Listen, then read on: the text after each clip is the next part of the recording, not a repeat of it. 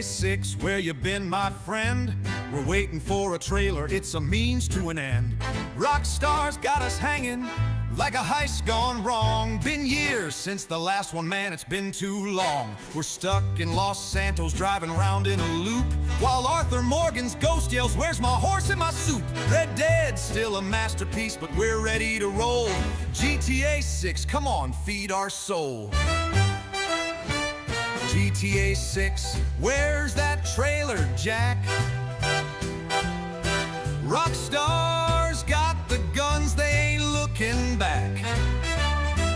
They'll charge us 100, we'll still buy the game, 'cause they're the kings of making cash, and we're moths to the flame. They dropped one trailer, then they ghosted us flat, like a botched bank job with Trevor swinging a bat. We're refreshing our feeds, checking X every night, but Rockstar's just laughing, sipping whiskey all night. They're polishing the game, making Vice City gleam with neon and palm trees. It's a criminal dream, but we're out here like Dutch with a plan that's a bust. Trust me, says Rockstar, this game's gonna combust. GTA 6, where's that trailer, Jack? Rockstar's got the guns, they ain't looking back. They'll charge us 100, we'll still buy the game, 'cause they're the kings of chaos, and we're moths to the flame. Hey Sammy, you seen that GTA 6 price tag? $100, Dean. I'll need a loan from the mob. Frankie, you think they'll throw in Red Dead 3? Nah, they'll just sell us a horse as an NFT. We're dreaming of shootouts, of speedboats and crime, but Rockstar's like patience, you'll get it in time. They're cooking up something like a Red Dead stew, but we're starving for action. Come on, give us a clue. So here's to the hustlers, the fans who endure. We'll pay that 100 bill, yeah, we're dumb, but we're sure. GTA 6, you're our holy grail. Drop that next trailer or we're all going to jail. GTA 6, where's that trailer, Jack? Rockstar's got the guns, they ain't looking back. They'll charge us 100, we'll still buy the game, 'cause they're the kings of chaos, and we're moths to the flame. Oh, GTA 6, you're a tease, that's for sure. Like Arthur's lost dreams on a prairie so pure. Rockstar, you're the boss, do whatever you please, but drop that dang trailer, don't make us say please.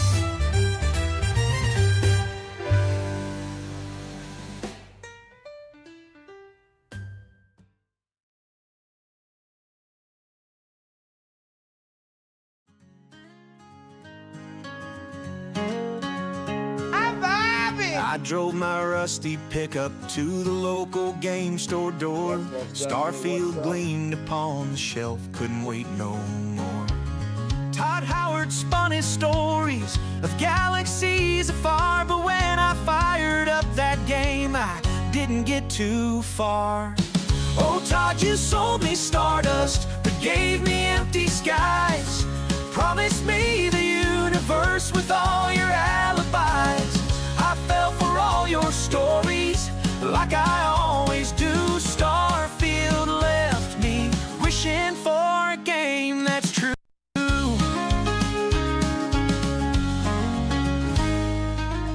They boasted endless planets, each one unique and new. But after planet number 3, I'd seen a deja vu.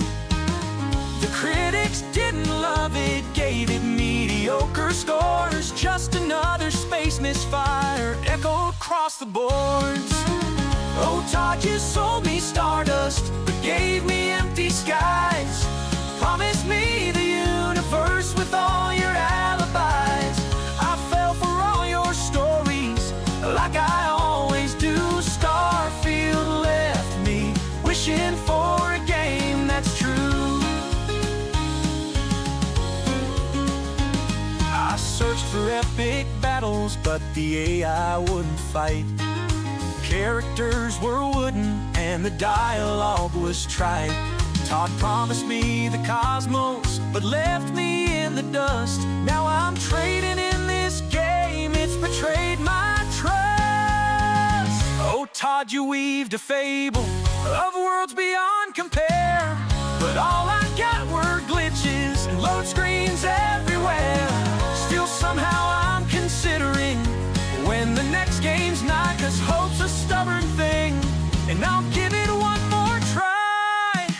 Oh, Todd, you sold me stardust, but gave me empty skies. Promised me the universe with all your alibis.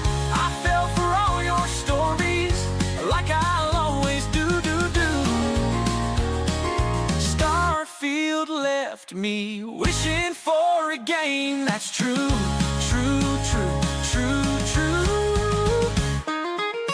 Oh, Todd, you sold me stardust, but gave me empty skies.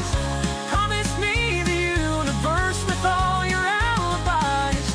I fell for all your stories, like I always do. Starfield left me wishing for a game that's true.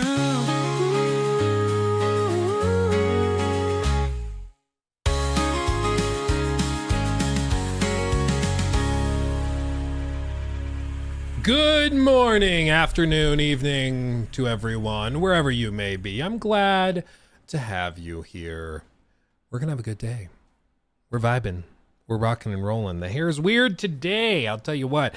Went and did a workout first thing this morning, feeling good, feeling lively about it. I'm able to breathe somewhat, which is good. But yeah, we're here rocking and rolling, having a good day. How are you guys? How is everyone? Starfield Goaty? Yeah, no, it's just, it took a little while to sizzle, you know, but now it's going to be game of the year. Yeah, it just took a couple of years. Tight like a tiger. I don't even know what that means, but I'm glad to hear it. I'm alive, so take that how you will. Oh, well, there you go. G Mendez got a new car today. Hell yeah. I mean, hopefully that's good. You know, I could see it being a bad thing if it was like, hey, it cost a ton of money and I'm sad. But hopefully it's enjoyable and you like it. Why 720p on Twitch? Is that normal? No, that is not normal. I don't know why it's only 720p on Twitch. That's weird. Maybe give it a minute. It might just need to process and then Twitch will let us go higher res. Because we're partnered, so they should let us do full like transcoding. I don't know why it would only be 720. Glad you can breathe today after your workout. Oh, so Michael says it's 1080p for him. So maybe refresh. Maybe try that. Bought a house over the weekend. Boom. That gets 3 booms. Boom, boom, boom. Go team. Love that. Love that for us. Good. Congratulations. Congratulations. That's awesome. Is an ultrawide worth it, Luke? Thinking of buying one. I freaking love the ultrawides. Jacob's using an ultrawide. Maybe he can pop in and chat. Actually, Jacob, are you in the Discord? Are you able to come in and offer your vocal experience about your ultrawide that we set you up with? Because Jacob got an ultrawide and it's like changed his world. Changed his world. Yes, if you've not popped into the Discord yet, I encourage you to do so. It's an exclusive perk for Discord or for YouTube members and Twitch subs. So if you've not joined already, you can join all these lovely people. And if you want to know instructions for it, do ! Discord in the chat. I fixed it and now there's like a tutorial thing explaining how to do it. So you can do that now.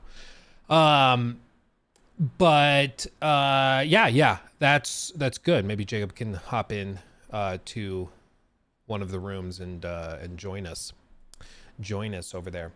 Did I hear about the Shift Up CEO? No. What happened with the Shift Up CEO? Something funny? Is it at least funny? Hopefully. Hold on. Let's see what Jacob says about his ultrawide. He can answer your question. Let's see. Let me turn on this.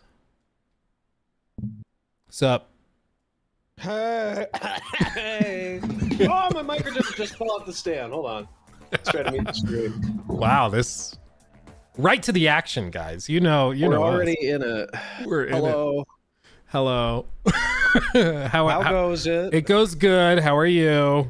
I'm good. I'm eating a big plate of eggs and cheese and ham and things. Living the life. I'm doing pretty good. I'm not gonna lie. But hey, you know what's doing extra good? What? Big funny monitor in my room. Oh man.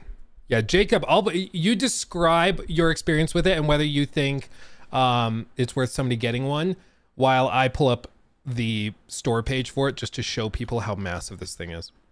You go for it. Yeah, it is massive. I should say first. I went to Best Buy recently because I was upgrading my PC and I needed like an M.2, and I was like, oh look, that looks like my monitor over there. And we walked over, and it was like, it was the same kind of thing, but it was probably the size for like a normal human being. Like it was just kind of like wrapped around. This thing takes up a ridiculous amount of space on my wall in a good way. I will say in a good way. It's nice to have a big screen. You don't need two monitors, but it is so big that sound sounds weird when you talk in front of it. I've had multiple people tell me that, and I've noticed it some nights.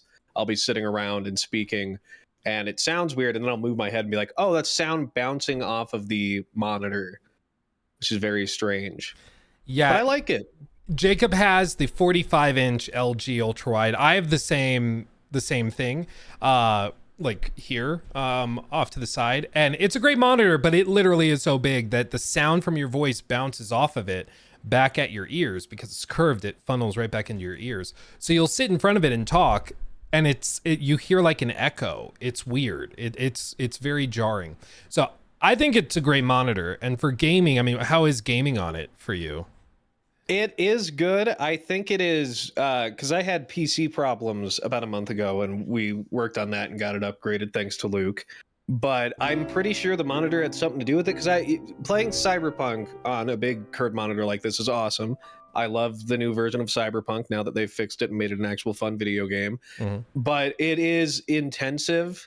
It's a lot. So you got to have, I would say, make sure your PC is up to date before you jump on the monitor, and also change the brightness.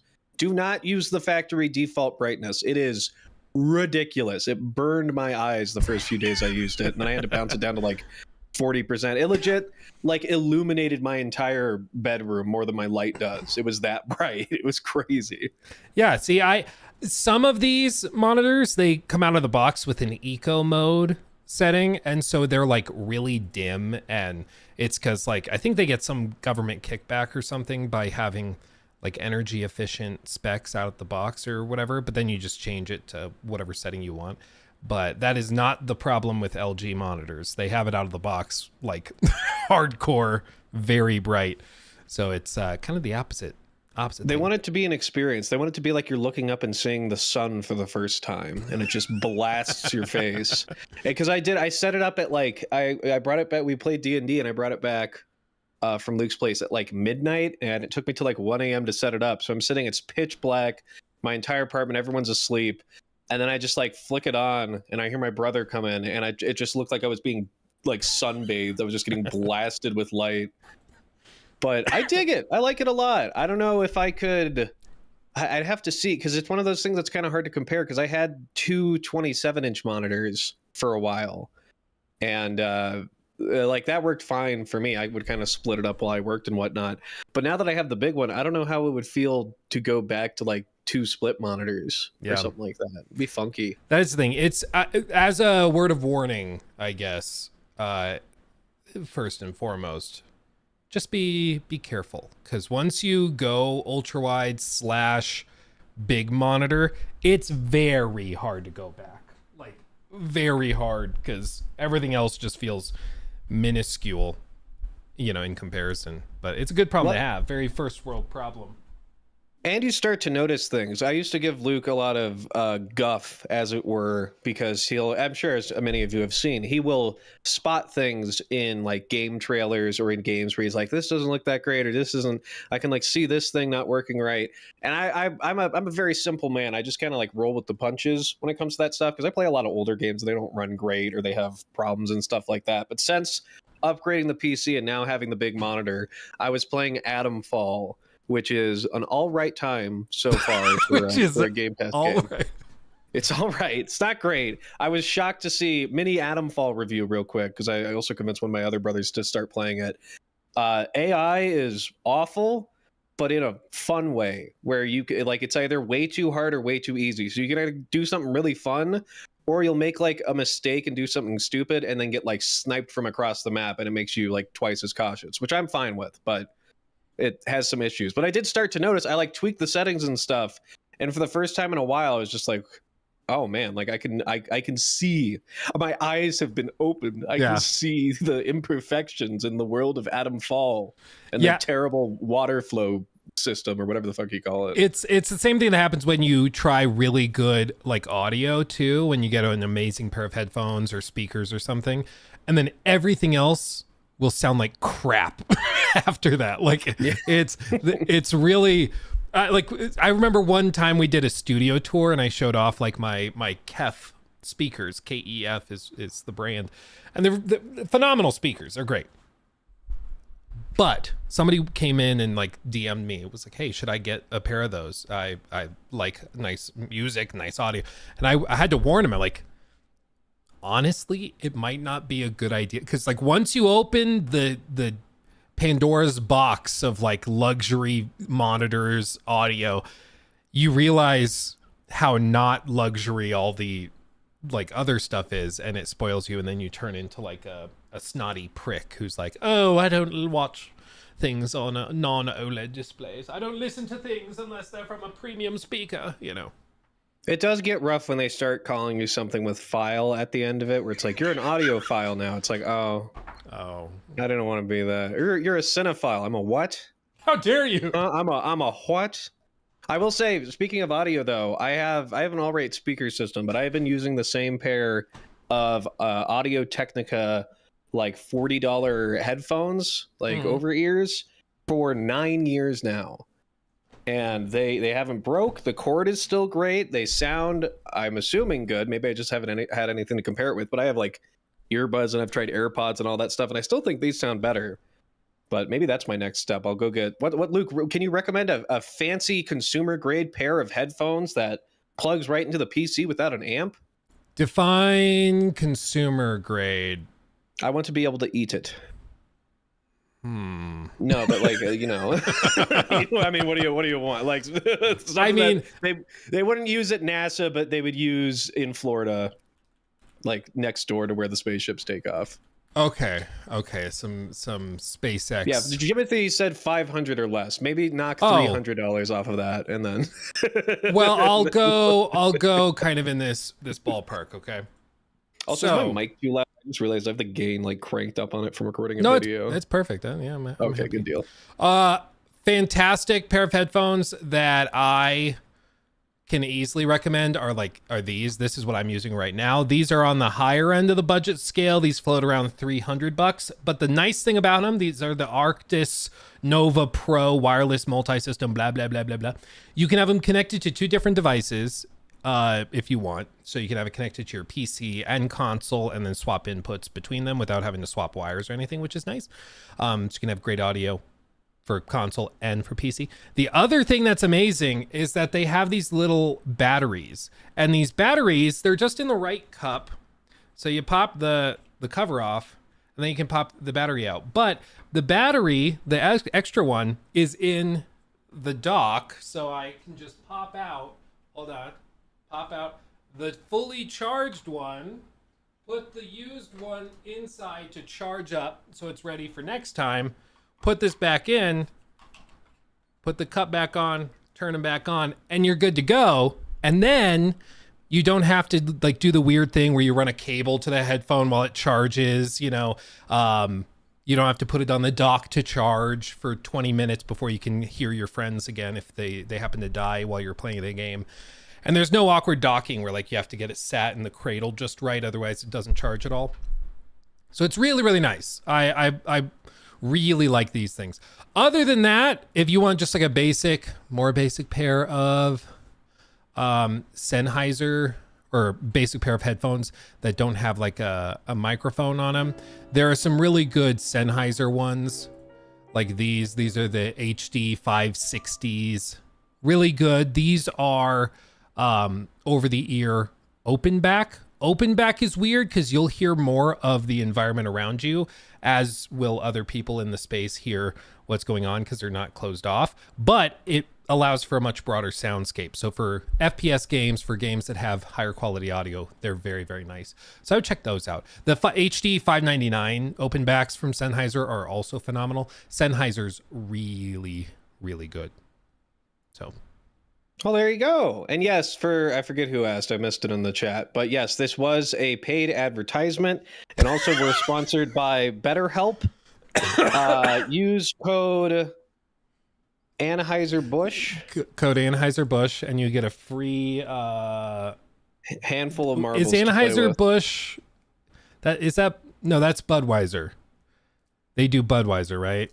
I think, yeah, I'm not sure what Anheuser, but I was trying to think of what was the name of the headphones again? Sennheiser-Busch. I will say we have a massive factory for Anheuser-Busch, I don't know, near us, like gigantic, looks like Willy Wonka's chocolate factory, in northern Colorado. And I still am not totally sure what they make there. Because honestly, if the beer you're making is not dark brown, I'm not interested. Like I like stouts, and that's about it. Jacob, you like IPA stuff, don't you? I do. I like most beers, I find. I think I just like things with alcohol in it, like pretty broadly. But no, I do. I dig a lot of beers. I had a Swedish Fish IPA from a brewery that has since been completely shut down and defunct. I can understand why. Yeah, well, it seems like they were kind of getting gimmicky. I don't know. They're just like sat at the desk. What beer should we make next? They pull open a drawer. Swedish Fish beer. Swedish Fish. Yeah, they had like gummy bear stuff and things like that. It might not be fully defunct now, but I remember I went to their brewery and I tried it, and then I saw some of their beer on the shelf. And then they were just gone one day. They just all disappeared. But hey, on sale, discounted. Yeah. You know what? I think growing up is also getting to the point where you grow out of Natty Light as well. Because I remember in college we drank a lot of Natty Light. Because Natty Light was literally cheaper than buying an equivalent quantity of bottles of water. It was like, I don't know how, but it like tastes basically like water, but it's slightly alcoholic, but it's just dreadful. I can't do Natty Lights. That was me with did you ever have Rolling Rock? Rolling Rock was my go-to. Oh, Rolling Rock. Oh yeah, it was the same kind of thing. Sad Panda, again, if you guys ever have the chance to be in Colorado and you drink Sad Panda beer, that's from a brewery here in Fort Collins, and it's very good. It's a coffee stout. It's very good. Shraf says, how do you know if someone drinks IPAs? Don't worry, they'll tell you. Yeah. Hey, Luke pointed it out. Luke told you about me. I wasn't going to say anything. I was going to talk about the vegans of the beer world. Yeah, for real. Anyway. Yeah. Anyway. Yeah. Well, that's I forget who asked, but yeah, if you're going to get a big monitor, go for it. But make sure your PC is ready and that you understand you might be blinded for a little bit. Sennheiser-Busch is the best headphone to get. Seemingly people like that a lot. Mm-hmm. Atomfall, don't look at the water too much in Atomfall, like the stream. It's really annoying looking. Like, I don't know if that's like spoiled brat of me, but it looks like crap. But it's an okay game. 4 out of 10. Not kidding. I don't know. I haven't finished it yet, but it's fine. Yeah, I have a backlog on Game Pass right now. I got to get to South of Midnight and Atomfall I was gonna try, but I don't know if it's too clunky. It's worth a try. It's neat. It reminds me of like Fallout 3 mixed with 4 in a lot of ways. It's a smaller map, but I'm pretty sure I haven't fully confirmed this, but I'm pretty sure you can kill anyone and everyone in the game, which is really fun for me because that's what I love to do in New Vegas. I didn't beat the story for New Vegas until like 6 years after playing it because I would just go in and fuck around. But as far as like just a fun little game, if you like Bethesda stuff and you don't want to wait through 1,000 loading screens like in Starfield, there's still loading screens, but it's crazy how like I'm okay with loading into like a mine or like an underground place, but I'm not okay with loading into a ship and then loading into space, and then loading into a different part of space, and then loading onto the ground, and then loading onto the planet, and then loading into a building. Yeah. It was, that still to this day, I think is probably the biggest miscalculation as to like how disruptive that would be, that Bethesda's ever made. Because you can tell that at some point in development, they were like, yeah, you're going to have to load each, like from the ship to the ground, or like load from space to the ground, or to landing, and then to the ground out of the ship, and then load into POIs within that area. And it's just, I think they thought it really wouldn't be that disruptive, but then they realized later that it's like hours of gameplay time, but still. Yeah, not great. Not great. Not anyway, great. Thanks for popping in, my friend. Yes, let's get back to it. We have gaming news to talk about. Yes, we do. Not a ton, but we do have some stuff. Don't tell them that. Don't tell them. Sorry, don't we tell have them that. so much to talk about. GTA 6 is coming out now. Now, get ready. Buckle up, buckaroo. Yeah. Okay. All right, bye. Bye. Okay. Wasn't that fun? Wasn't that fun? Okay. We should get an hour of Jacob a week. Yeah, we can. Did you get a review for Expedition 33?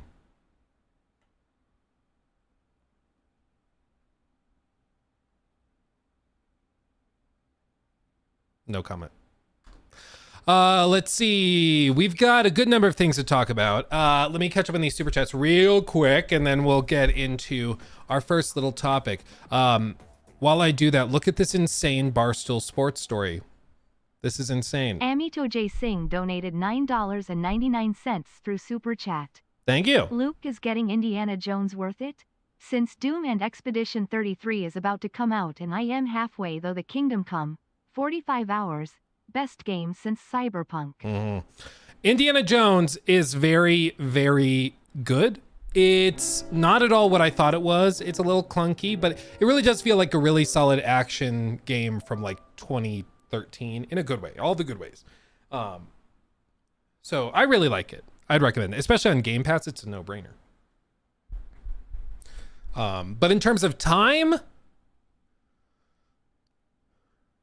Indiana Jones, I don't think I'm realizing there's not a way for me to say this without spoiling / potentially breaking NDAs and stuff.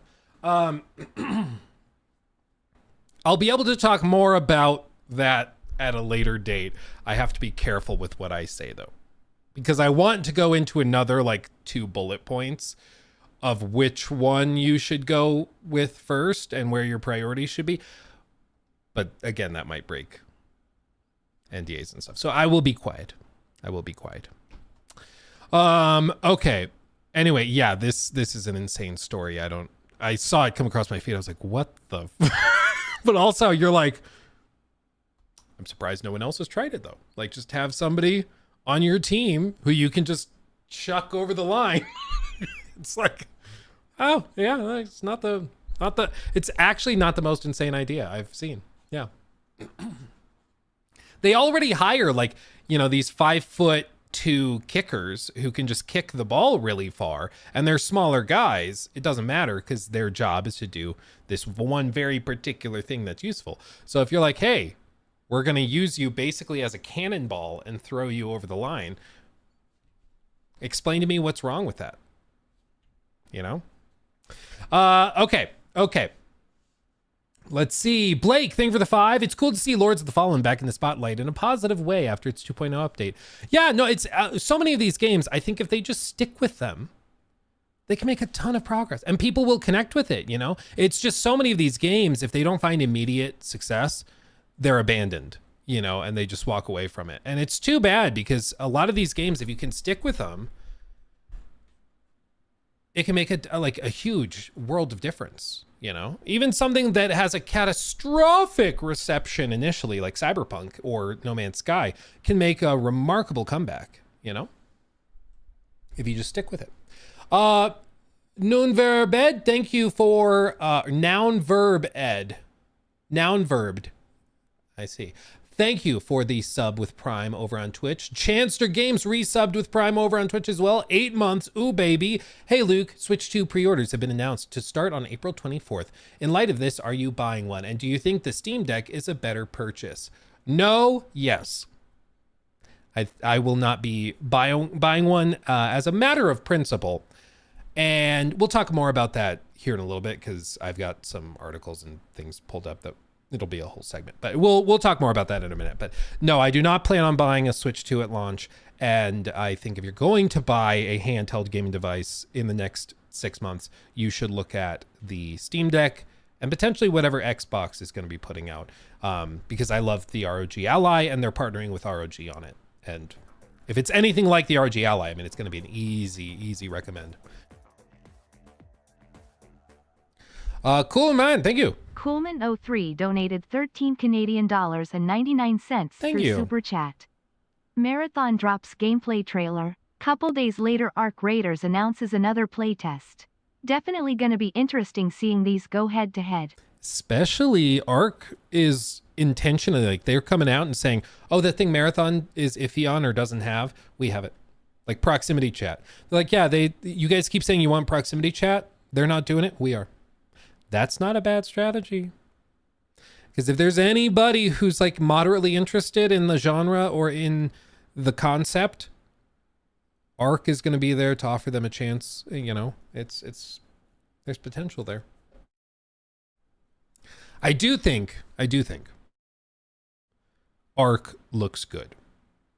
I want to try it. Because now I've played Marathon. I want to try Arc during one of these play tests and kind of compare them 1-to-1. Of course, one's first person, one's third person, one is hero based, the other is not. Like, it's going to be interesting to see how they compare because they might not actually play that similarly, in which case they could both kind of have their own niche.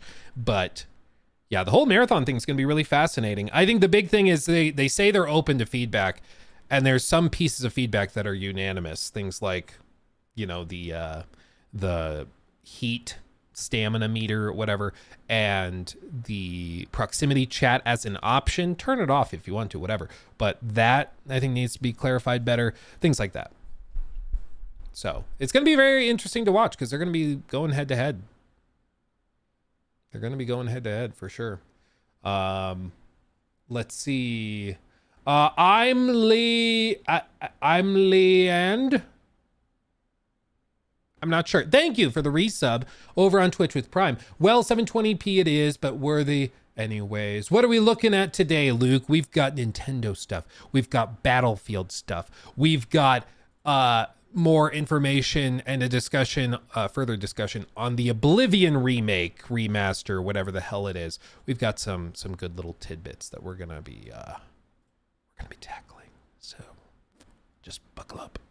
Buckle up, buckaroo. Okay, let's see. I caught up there. Stamford, also thank you for the sub with Prime, my friend. Thank you. Also the exclamation point, Leand, Leand as in Leandro. Oh, okay. Leandro. I'm like the most Midwestern white dude ever. I can't pronounce things.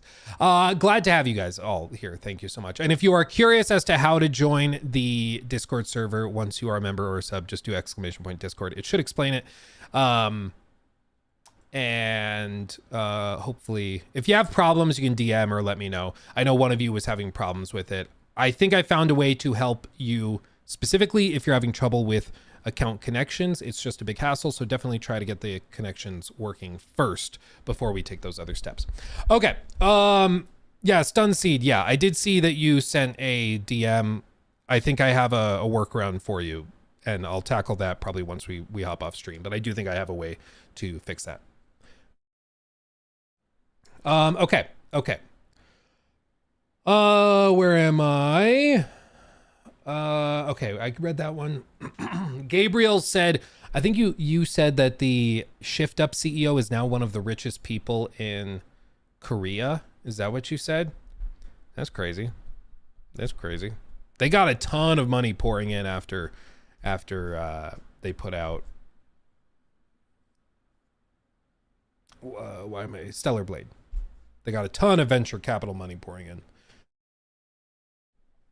Zach, thank you for that 5. Luke, I heard a rumor that you made the Great Pyramids of Giza. Can you comment on that?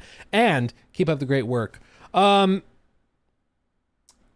You know, I've been advised by my lawyers not to discuss my alleged previous work in another life. So I'm just going to say no comment, and we're just going to move on. I'm sure you understand. Tyler, thank you for the new membership. Also at the show off tier. Tyler, showing off to everybody. That's fantastic. Thank you, my friend. Thank you. Thank you. Thank you. Glad to have you here. Emi Tohei Singh, thank you for that super chat again about Indiana Jones. Brown Boy Gaming, thank you for the 5. Recently finished Outer Worlds. Such a good game, IMO. I'm really pumped for Outer Worlds 2. Seems like they have a large exploration scope now. Yeah, they seemingly have a bigger budget, and they took a lot of feedback from the first game. I'm hoping it's just like a solid improvement, like across the board. They took the feedback and they grew from it. It seems like the companions and secondary characters are much less of a focus. In the first game, a bunch of the trailers were focused on companions and dialogue and that type of thing. And then in this game, it seems like they are not focusing as much on that, which is just interesting. So I'm intrigued. I'm interested to see where that, how the priorities have shifted, you know, how that's moved. Let's see. Cool man, thank you again for that generous super chat as well. Jimothy, thank you for the 2. Boycott the Switch 2 or Todd will pay you a visit. He always does. Like I showed you just a few minutes ago, Mia over on the Discord generated a picture of Todd in a claymation style. Honestly, it's pretty cute. And Lady Questus also generated a picture of him, but now he looks like a Simpsons character. Maybe Family Guy. I could also see Family Guy, but also he's got like the Simpsons mouth. So maybe I could see it going either way. I could see it going either way. Either way, not bad. They're pretty accurate.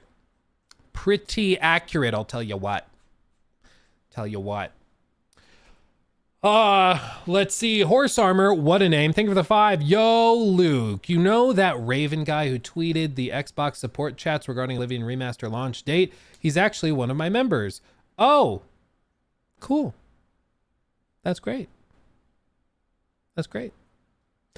I still find that so freaking funny that the support chat is like actively discussing the launch date. I wonder if you still do it, if it still spits out the same answer, or if they got an email from Phil like, shut up, get him to stop talking. It is amazing that they still have not acknowledged it. It still technically is unannounced as far as I'm aware, unless something happened like in the last couple of hours, which is crazy. New gameplay for Crimson Desert. I did not see that they put out new gameplay for Crimson Desert. When?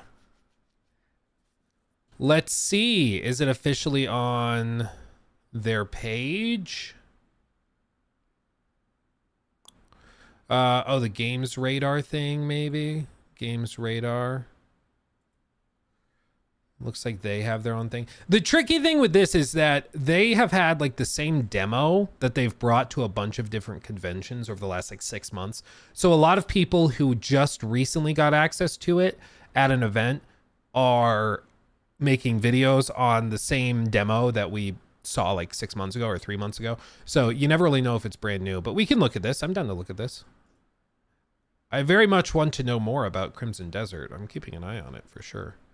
Because things looks baller, but yeah, I hope it's legit. I hope it's legit too. It seems like one of those games that's probably going to be really impressive in like 10 different ways, but then there's going to be a couple pieces of it that are so laughably horrible it drags the whole thing down. That's how a lot of these types of games that are really amazing, when you see like the graphics, the dynamics, the scope, the scale, but then like the dialogue or the narrative is never really explored or discussed. My guess is, and I would love to be wrong, my guess is gameplay wise, exploration wise, it's going to be phenomenal, but I think the story is going to be a hot steaming pile of garbage. And I would love to be wrong, but every time I've seen little snippets of the story, dialogue, all that stuff, I'm always like, so we'll see. But again, I would love to be wrong. I would love to be wrong. Dragon's Dogma 2. I mean, hopefully it runs well. That's the big thing.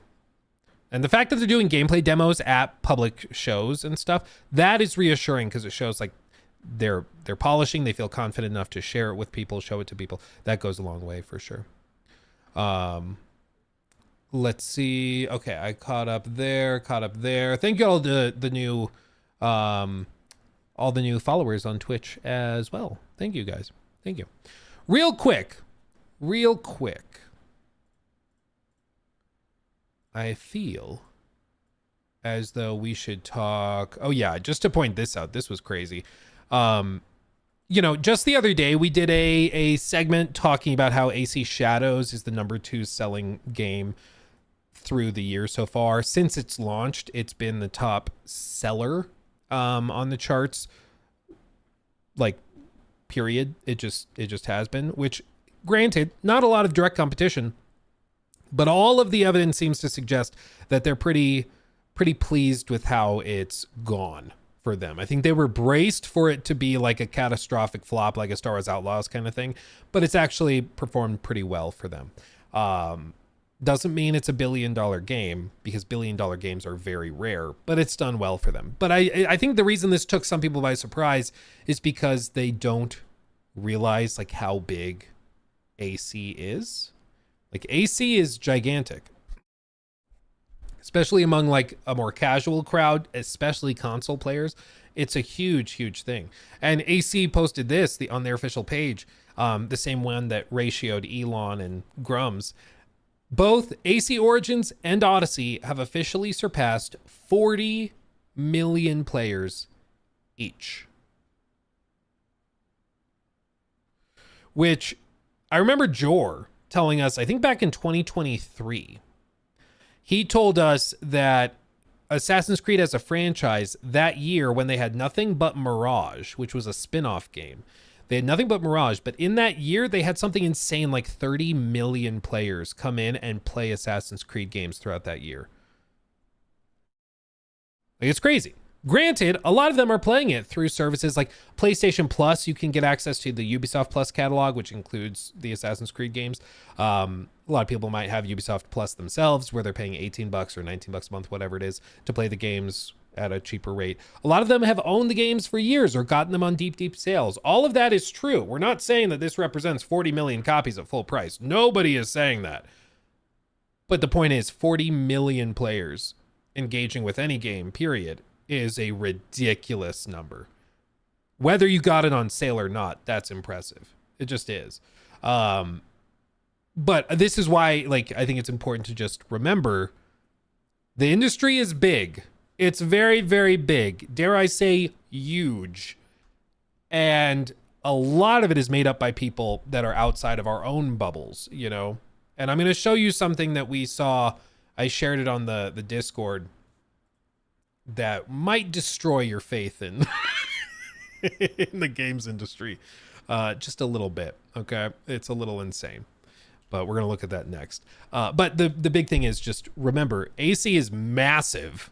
It just is. You don't have to like it. I've had plenty of problems, as you know, with recent Assassin's Creed projects, but they still are, you know, with especially a more casual crowd, they are gigantic. And they just drive a lot of players. And it's even more wild because Ubisoft as a company has 20,000 employees, and basically the entire company is held afloat by Assassin's Creed and Rainbow Six. There's not many other companies you can look at creatively, especially in the creative spaces, that have that many employees and are kept afloat by basically just two franchises that go on semi-regular overhauls and updates. Far Cry, they do consider valuable, but it's been a while since the last one, and that hasn't injected a lot of cash. So you could throw that in there, yeah. But Rainbow is the big money maker, and Assassin's Creed also is a big money maker. Yeah. Imagine how big AC Shadows could be if they care more about the narrative and quests. Yeah, well, it's something, and to his credit, Joraptor called this a mile away. I mean, he saw this coming, because I said I loved a lot of the side quests in Odyssey. All of them were tied to narratives. All of them were tied to stories. Every single side quest had a story. However small it was, they all had one. And that was due to the efforts of one particular person. Forgive me, I forget the name. AC Odyssey writer, maybe? Melissa McCobrey, I think. Hold on. Please hold. Please hold. Oh my God, I hate LinkedIn so much. It's literally the worst. It's just, of all the things, LinkedIn is the worst. But Mel McCobrey, Maccabrey, wrote the, worked at Ubisoft Quebec, but wrote AC Odyssey, did some consulting work and some stuff on Immortals Phoenix Rising, but I believe left, in the midst of it. But now is narrative director at Cloud Chamber. And I believe Cloud Chamber, correct me if I'm wrong, guys, I think Cloud Chamber is working on the new BioShock, isn't it? I think they are. I think. Which is crazy. But this is the person basically responsible for, I think, AC Odyssey being really good, in my opinion, with the side quests specifically. And now is no longer at the company. Doesn't work there. And I think you can tell in shadows. It's kind of hollow as a result. Hello, Mrs. Babe. How are you? I am good. Good. How are you? Good. I am good. I'm jealous because I should have showered before the stream. I am sweaty after that workout, but just what you gonna do? Yeah. Yep. It's a good one. Yep. It was 80 degrees outside 2-3 days ago, and now it is snowing, and we woke up to 3 inches of snow. Welcome to Colorado. My lungs are not happy, but it just is what it is. My mom was telling me this morning that she got a Facebook memory from a few years back for, I think it was April 15th. And on that day, a few years back, we had 14 inches of snow in the middle of April. One of our neighbors just did a bunch of gardening and planted a bunch of flowers. I feel so They're bad not for them. from here. They moved from another state. You can tell because it's always until May, you could still have snow in Colorado. Plant nothing. Plant nothing you care about because it's going to get frozen. And sure enough, it It's did. well known here, until May, you need to have snow pants and a swimsuit in your car. You need both. Because you could be ready for anything. Yeah. Swim in the snow. Yeah. You got to be ready. Yeah, the swimsuit's for the snow, actually. Yeah. We're weird. May 2018, snow in Boulder. Yeah. Mm-hmm. Yeah. I remember that. In May, we often get a dusting. That's more common in Colorado, but sometimes it's a perfect storm, literally in May, and it's just it goes crazy. I just love you can tell when somebody's not from here when they're outside because they're like, what's happening? Why is it so cold? Welcome to the range. Yeah, welcome Mountain to the range. range. Oh, I was right. Cloud Chamber is doing the next BioShock. So, yeah. And we haven't heard anything about this.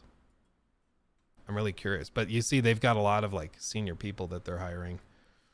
Very exciting. The fact we're getting a new BioShock after what's it going to be? BioShock Infinite was what, 2013? I think. So we're going to get it probably 14, maybe 15 years after the first one. That's crazy. Is Judas out next year? Yeah, I think so. I think it's being published by the same company that's publishing GTA 6 and Mafia. And the fact, and Borderlands.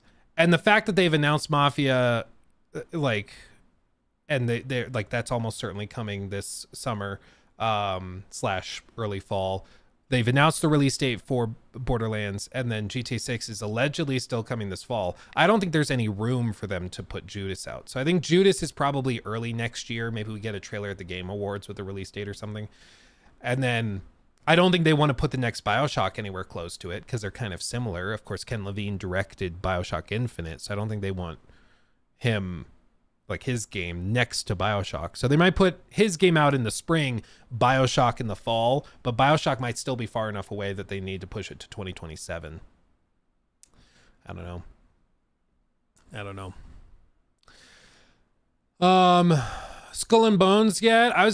They call me Chubbs, what a name. But the only big update and change I was excited for is the like on land combat, and that doesn't come until season 3, which is going to be like August, September or something. So I don't really have a reason to go back to it yet, because they're just doing like, they're adding new end game stuff, they're adding new like stuff for very serious players, and I don't really want to grind 100 hours of that just to experience that stuff, so I'm going to wait until they overhaul the other bits.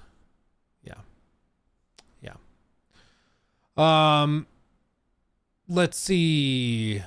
Yes, the Discord thing, the thing I posted in the Discord, yes, that is this report on Newzoo. Yes, we're going to talk about that. I love you. Popcorn sticking to my feet. I don't know why there's popcorn there. Disgusting. No comment. No comment. I refuse to acknowledge it. Goodbye. I love you. Relax. No. Play some Warzone. Build out your loadout so we can... But Rivals is more fun. Rivals. We did try Verdansk again, because we used to play the crap out of that back in the day. Hardcore. And we tried that again last night, and it was a good time, honestly. They even have a casual mode now where they fill it with like 50% bots or something, so you can just grind out like high kill matches. Honestly, pretty brilliant. Fortnite does it, but just doesn't tell you that they're putting bots in. But Warzone has a specific mode now that's called casual that has players, but also mixes in bots, so you can feel like you're doing well, which is pretty funny. You're saying that, and I didn't know they were bots. I thought it was really good. I thought it was like casual, like people are like, it's fine, no big deal, I'll try out my new loadouts. I didn't realize. Well, some people do that, but it also is filled with bots. Yeah. Oh. Yeah. Felt really good. Yeah. Felt real cool. Ooh, awkward. Okay, that's good. Yeah. Peace out. Yes, much love. Have a good time with Rivals. Living the dream. Okay. KCD2 Hardcore is out. Yeah, we just did a video on it on the main channel. Go check it out. I tried it, and it did not go well. I threw out my back multiple times, and I also had to resort to grave robbing and murder. So, yeah, well, watch that video. It's amazing how quickly things spiraled out of control. But let's talk about this real quick, okay? News about... So one of the themes the last handful of months has been for us to remember that the industry is much larger than our specific bubble, okay?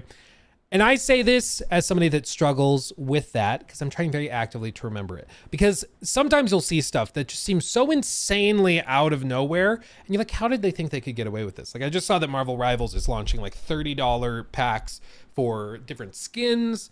And of course, Call of Duty does these like $40, $50 skins. There was the Gauntlet thing they did where I think you had to buy 4 separate packs for $20 each. So if you wanted the Gauntlet, you had to spend $80. Like, that's insane to me, right? As with some of this other news for like $80 Mario Kart, $90 physical version of Mario Kart. WoW had that $100 mount. Yeah, exactly. Stuff like that just seems so insane, right? And we often throw it out there and we're like, who's buying this stuff? Well, I hate to tell you, but a lot of people. There's a new report out from Newzoo, which they have this annual report where they do PC and console gaming report 2025. And this is the sort of analysis of that article. So it's going to whittle it down. The full report you can read in its entirety if you want, but this is going to go through some of the highlights because some of the tidbits here and highlights are insane. Okay, buckle up. Caleb donated $10 through Super Chat. Hey Luke, this is your wife's mom and she's really upset that ruined her fun by bring up the bots. I'm a great gamer and mean she's a great gamer. She would love it if you got me. I mean her Starbucks.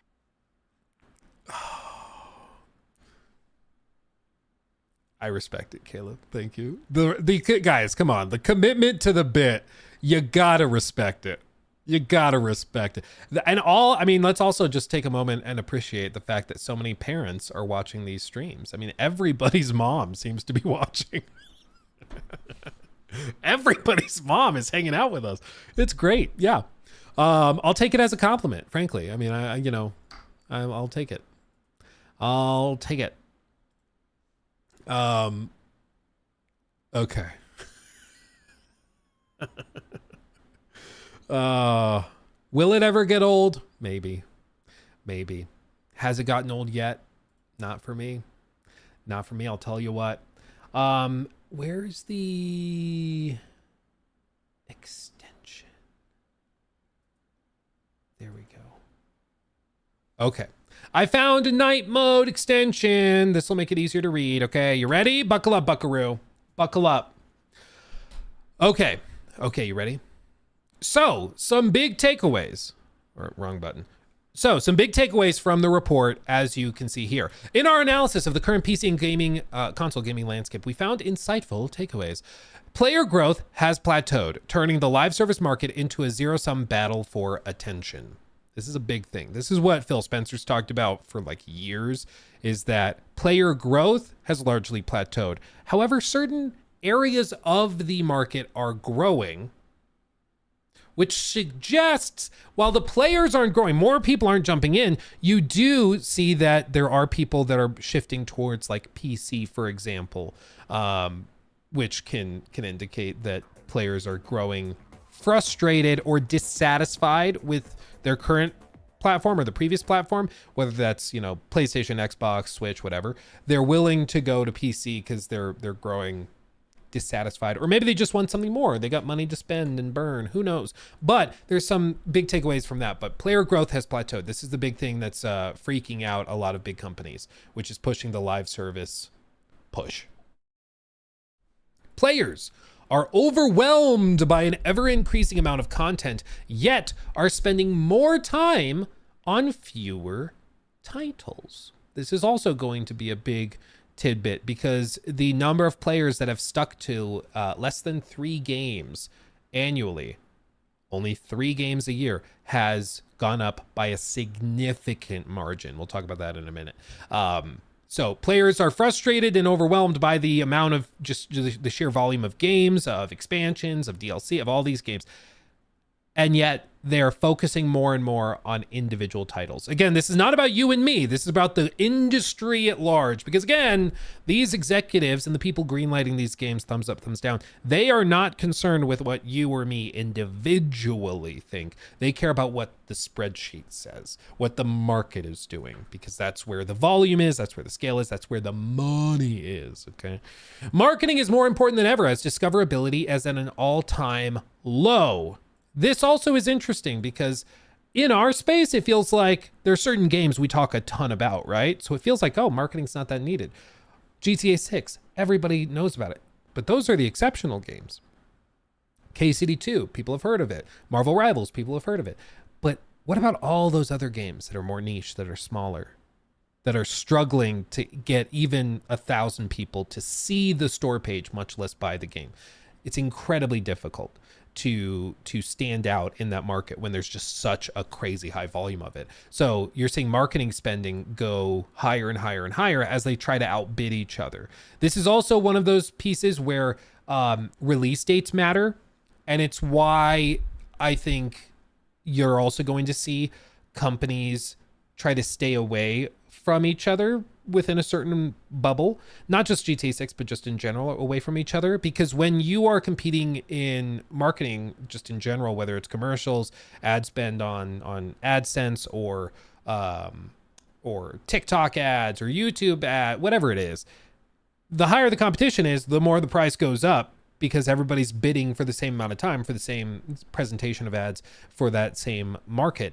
And so when you release too close to something else, it can also drive up those marketing costs. All of that has a role to play in this. Publishers have a role to play, but branding, quality, and reach of influence will be critical. Quality, I think, is the newest thing that drives all of it.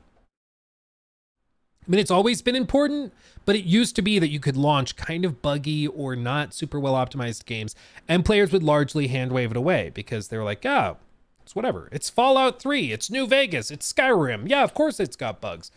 Now, not so much. Excuse me, I sneezed.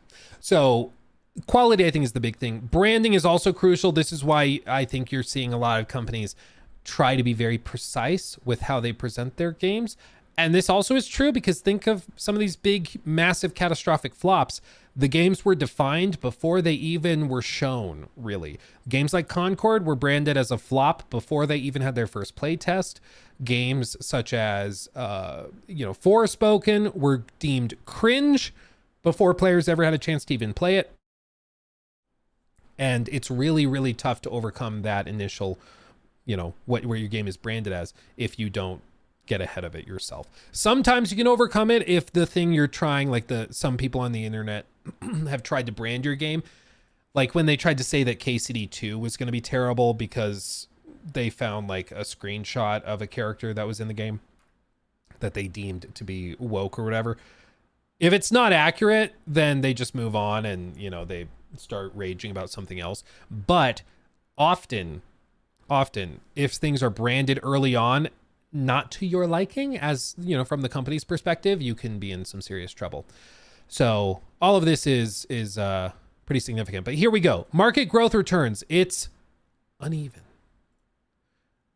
After a plateau in 2024, growth will or is expected to return in 2025, particularly on console, whereas PC remains steady but less dynamic. $85.2 billion in total software revenue is forecasted for 2025 across PC and console. Console leads growth with a 7% CAGR through 2027 compared to 2.6% for PC. A lot of this, which is fascinating, is tied into, they're going to describe it right here. It's tied to GTA 6. Console's resurgence is driven by major titles like GTA 6 and the next generation Switch, while PC's revenue remains tied to evergreen hits. So they really are banking on GTA 6 driving a lot of new console sales and spending, because the idea is when you buy a PS5 Pro to play GTA 6, because it's not going to be on PC at launch, you're also going to buy other games. Maybe if you're historically a PC player, maybe you finally decide to jump into some PlayStation exclusives, or maybe, if you decide to go with Xbox Series X, you decide to also sign up for Game Pass. That's the idea, is that it's not just GTA 6 and the console. You're also going to be spending money on other stuff as well. That's at least the idea. Same with the Switch. I mean, you buy the Switch, you're not just buying the Switch, you're buying accessories, you're buying extra controllers, you're buying a carrying case, you're buying a battery pack, you're buying micro SD cards, you're buying $90 games. Like, all of that has a role to play. All business models from premium to free to play remain viable. Good to hear. However, scale and success vary dramatically by platform. For many titles, growth comes from capturing share, not expanding the total audience. This, I'm gonna just say, this is why games like Marathon have such a massive uphill battle, because the industry is not like growing more broadly. There's not a lot of new players out there that just are waiting for the game that brings them into the industry. You're largely fighting over the same players. And so if your game is trying to appeal to certain types of players, it has to be so good that you win them over. Marvel Rivals has to be so good that it wins over the Overwatch players, right? If you're going to do, like, there was that story just the other day where Ubisoft is allegedly working on a new Battle Royale game that is very, very heavily inspired by Apex Legends. That game, to be successful, if it ever sees the light of day, needs to be significantly better than Apex to win over Apex fans. Now, to their advantage right now, Apex is kind of in a valley. It's not doing too hot. I used to play a lot of Apex. I loved Apex. And then it went to crap. In my opinion, it just got well, it's a topic for another video, but you get the point. Like, if they want to capture that audience, they have to be significantly higher in terms of quality, polish, all of these things.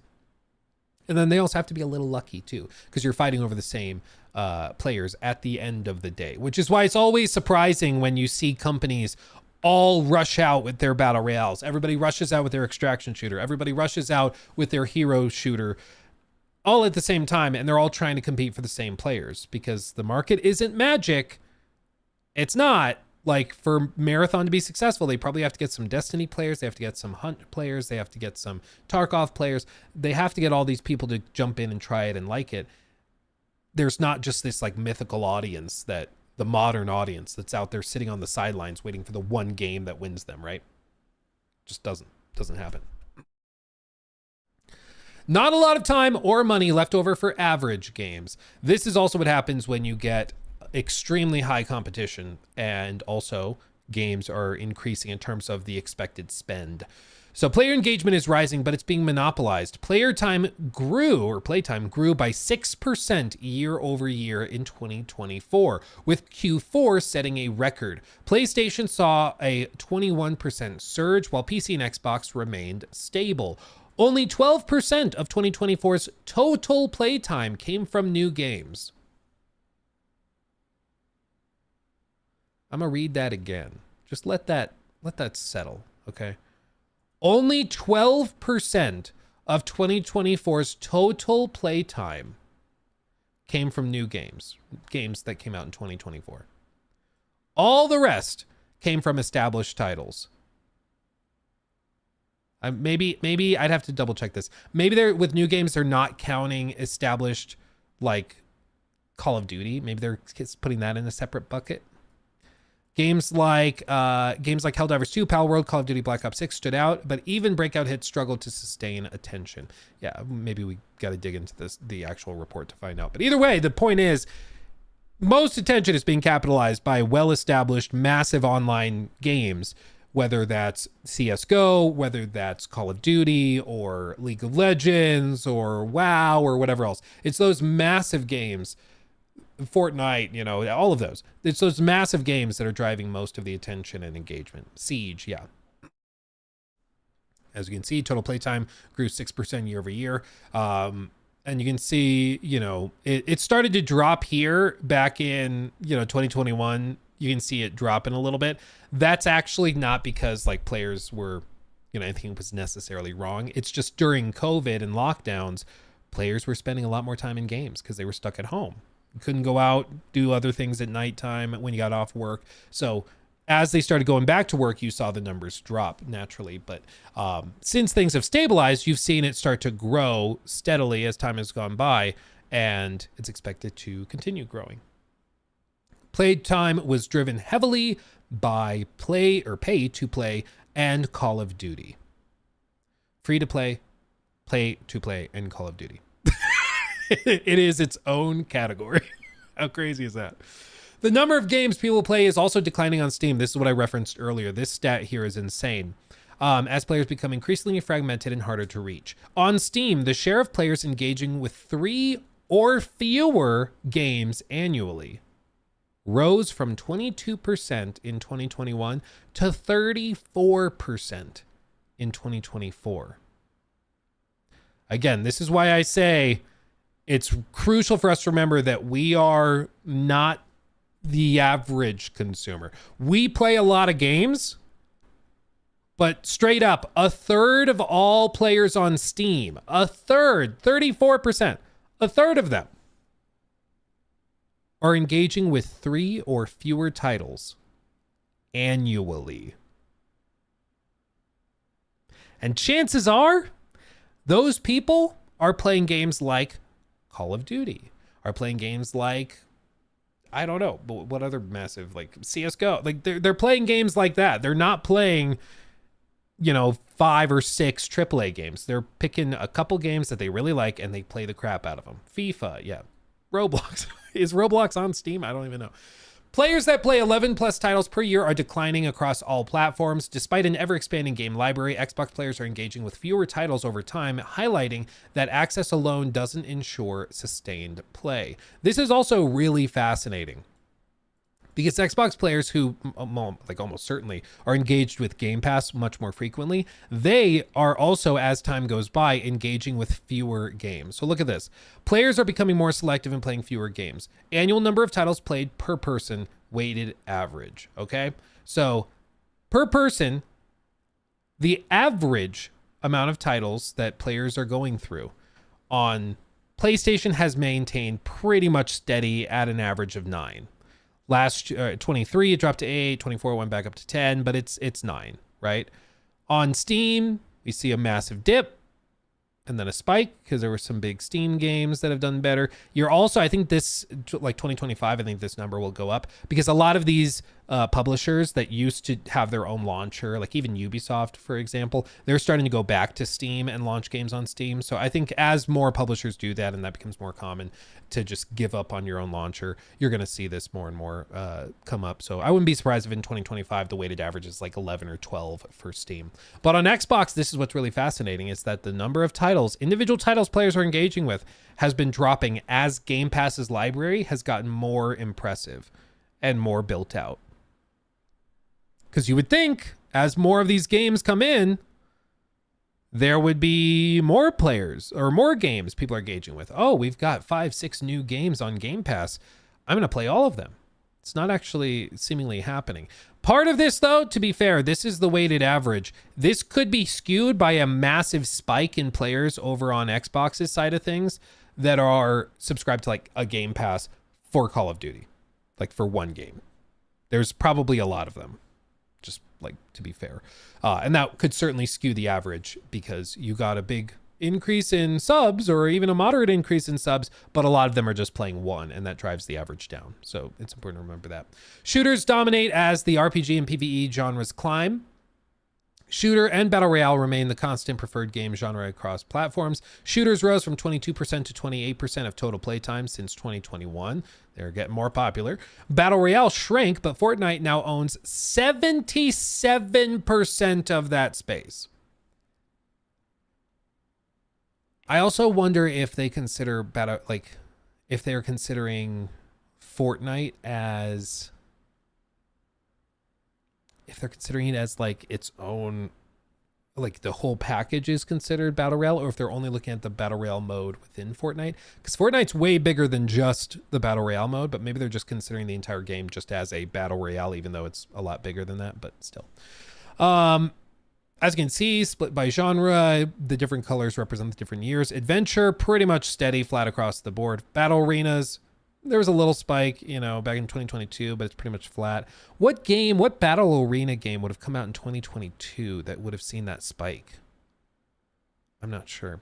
Battle Royale has been dropping as time has gone by. A lot of, again, I mentioned this, a lot of people at the marathon event, streamers and game designers and stuff alike, they were all saying that they expect Battle Royale is going out and the next big thing is going to be extraction shooters. Whether or not that's true remains to be seen. I'm not sure, but that's at least their theory. Role-playing grows increasingly. I mean, role-playing games are really one of the few that is seeing a clear trend of growth annually.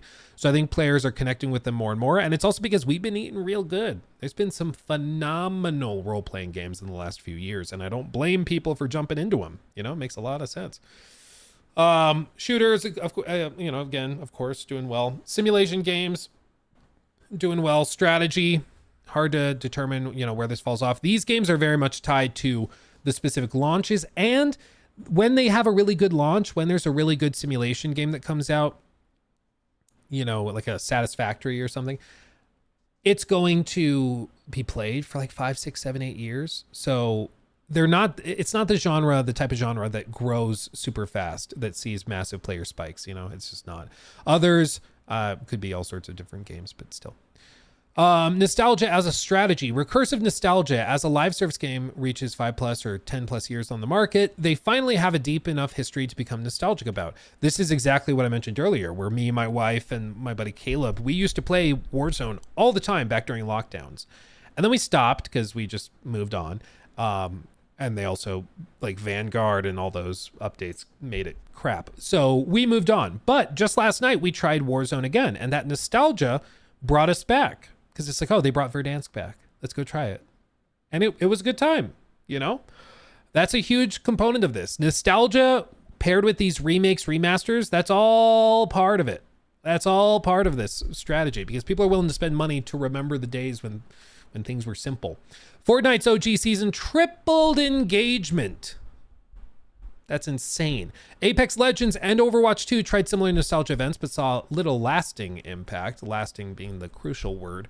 World of Warcraft Classic remains a benchmark for the reset strategy, offering new players a clean slate and veterans a second life. Nostalgia works if it's future-facing, but it needs to be part of a long-term engagement plan, not just a gimmick. That's certainly very, very crucial. As you can see here with engagement spikes and data that they've collected. Success on Steam now starts outside of Steam. Interesting. What does that mean? Steam's internal visibility mechanisms are losing power. Steam discounts are 4 times less effective than 2019. Interesting. Why don't players care about sales? Why are they not buying more games when they go on sale? 46% of traffic to Steam games now comes from outside the platform via social media, creators, and community buzz. Their specific platform is not driving it. It's coming from outside. As you can see, Steam sales average, impressions, and visits multiplier as time has gone by. The blue is global sales events, green is individual game sales events, and the black line is Steam game releases per year. As that spiked up, you've also seen individual game sales events plummet. You've seen annual and global sales events kind of float around the same level. It's dropped a little, but it's roughly the same. But individual game sales events have also dropped off significantly. And I think it's because margins are tighter. Publishers just can't afford to put their games on deep sales anymore. It just doesn't work. Storm Mage, thank you for the membership. Individual game sales events, such as weekend deals, have much larger impact on impressions than global sale events, but their effectiveness is significantly declining. This decline inversely correlates with the increase in games released on Steam per year. Absolutely. The bottom line, opportunity is there, but the path is narrow. Developers and publishers must compete not just for wallets, but also for time and attention. Play habits are calcifying, discoverability is challenging the ability to stand out, and players expect more than ever, especially from new IP, which is certainly true. And that's why I think, people have asked, Luke, do you think that there's going to be a gaming crash? I personally think we've already seen the start of it, but it's not like what some people seem to awkwardly be hoping for is like, oh, everything plummets and all games will be $15 again. That's not how that works, okay? This is not a housing bubble crash, okay? What's happening is you're seeing AAA third-party development almost completely evaporate. Third-party publishers are severely struggling. Whether you look at something like Embracer or what's one of the other ones, like is it Kepler? I think is one. Craven. I don't know. There's a number, but there's third-party publishers. Square Enix, Ubisoft to a certain extent. They are finding a lot of trouble getting their games seen and played by people if they pour a lot of money into it. It used to be that you could just throw money at the wall, and if you spent $100 million on an open world game like a Just Cause 4, it was going to do well, and it was going to make its money back. Now that's not a given. It doesn't happen. Yeah, gaming middle class is dying, basically. I mean, for lack of a better term, yeah. I mean, that is basically what's happening. Storm Mage also gifted a membership. That's awesome. Bird Nerd got gifted a membership. That's fantastic. Join the Discord now that you can. Do it. Sly Ginger also, thank you for the sub with Prime over on Twitch. Thank you for that. Anderson, thank you also for the continuation of your sub that was either primed or gifted. Thank you for that as well. That's fantastic. Thank you. Okay. So with all this, I think there's already been sort of a correction and a sort of crash where you're just not going to see these, like, not quite double A's, but like a step above double A, but a step below the massive triple A stuff that you see from like Rockstar or AC Shadows and things like that. So I think in large part, the budget range from like 100 million to 200 million, games that fit in that range will almost completely go away. There might be some exceptions here or there, but it's just not worth the risk.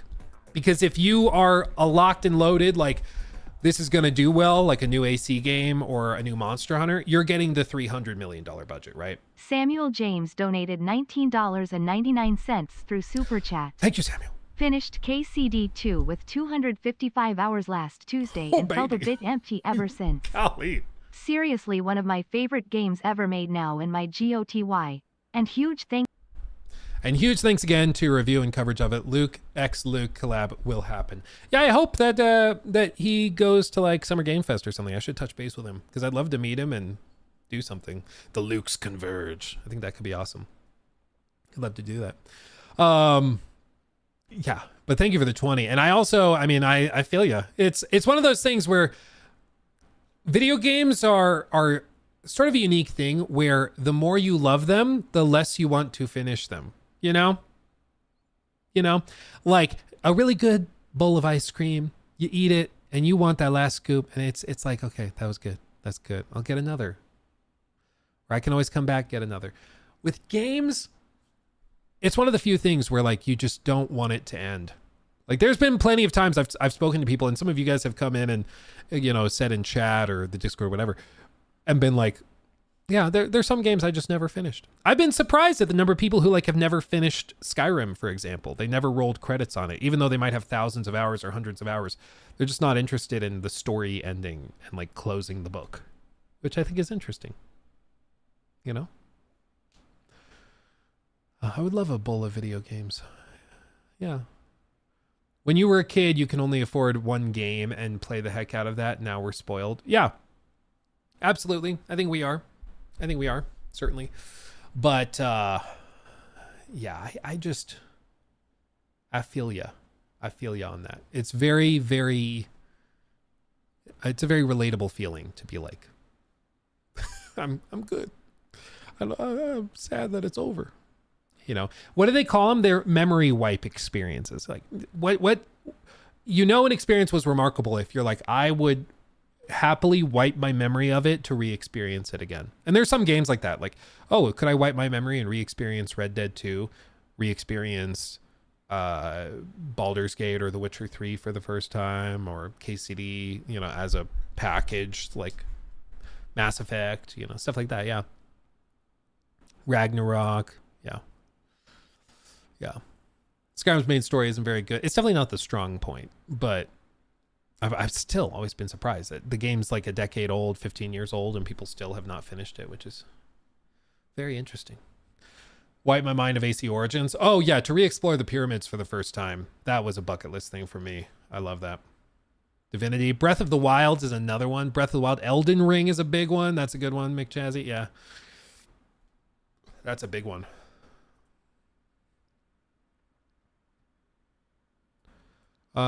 Here, let me catch up on these real quick. AC is the Madden of action RPG-ish games. Yeah, they have mass market appeal, but they're not exactly like super deep or anything, but they certainly have an audience. DG, thank you for that 6. Luke, can you check on why I don't have a membership button on YouTube? Searched everywhere. I'm from Belgium. Don't know if that has anything to do with it. Maybe. Can you get a YouTube membership in Belgium? Yeah, it says you should be able to.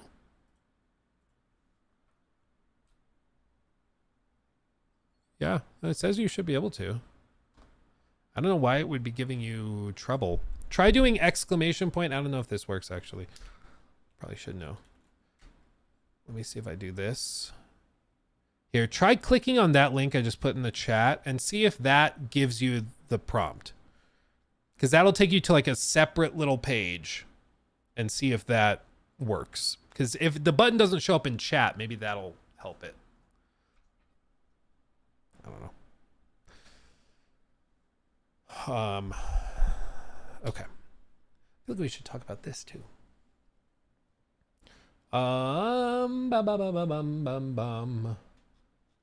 Okay.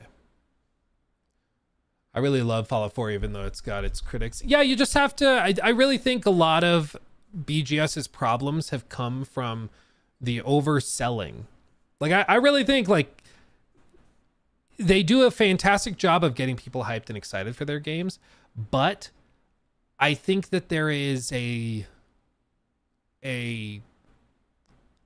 there's a lot of examples of things that I just think hold them back because players start to expect something and they don't want to like break the bad news or let people down, so they just don't acknowledge like the bad news at all. Lakey, thank you for the sub with Prime over on Twitch. Thank you. Todd lies and oversells a lot. I think he's intentionally very, very loose with his language, because I've tried to find examples and clips of him specifically lying, and there are some that are really hard to explain away. I think, like, for example, the like Fallout 3 will have 300 endings. Like, that is not true. that is false. Wrong. But I'm sure he'd be like, well, based on the state of other areas in the world and the state of like, you know, whether what you did with Megaton or what you did over here, like, I'm sure you could maybe get to a 300 number somehow. But I think, like, you know what you're doing. Like, you're stretching it a lot to get there, you know? 16 times the detail. 16 times the detail. Yeah, stuff like that. Or, you know, all of it just works. See that mountain, you can climb it. It's like, technically that's true, I guess. But, you know, whenever you make a description or promise about your game, and then the extent of the reaction is like, well, okay, technically that might be right, I feel like we've missed the point. Because it should be, this is in our game. Oh, it is. Okay. Like, that's where it should go.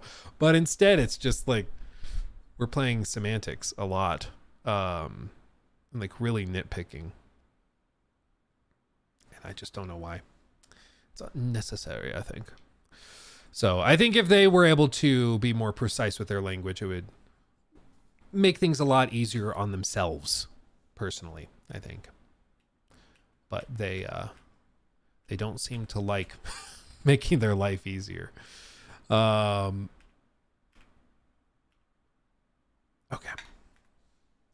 Got this pulled up. Okay. I want to talk about this real quick. Let's talk about this. News, man. Get ready, buckle up. Oblivion. Baby.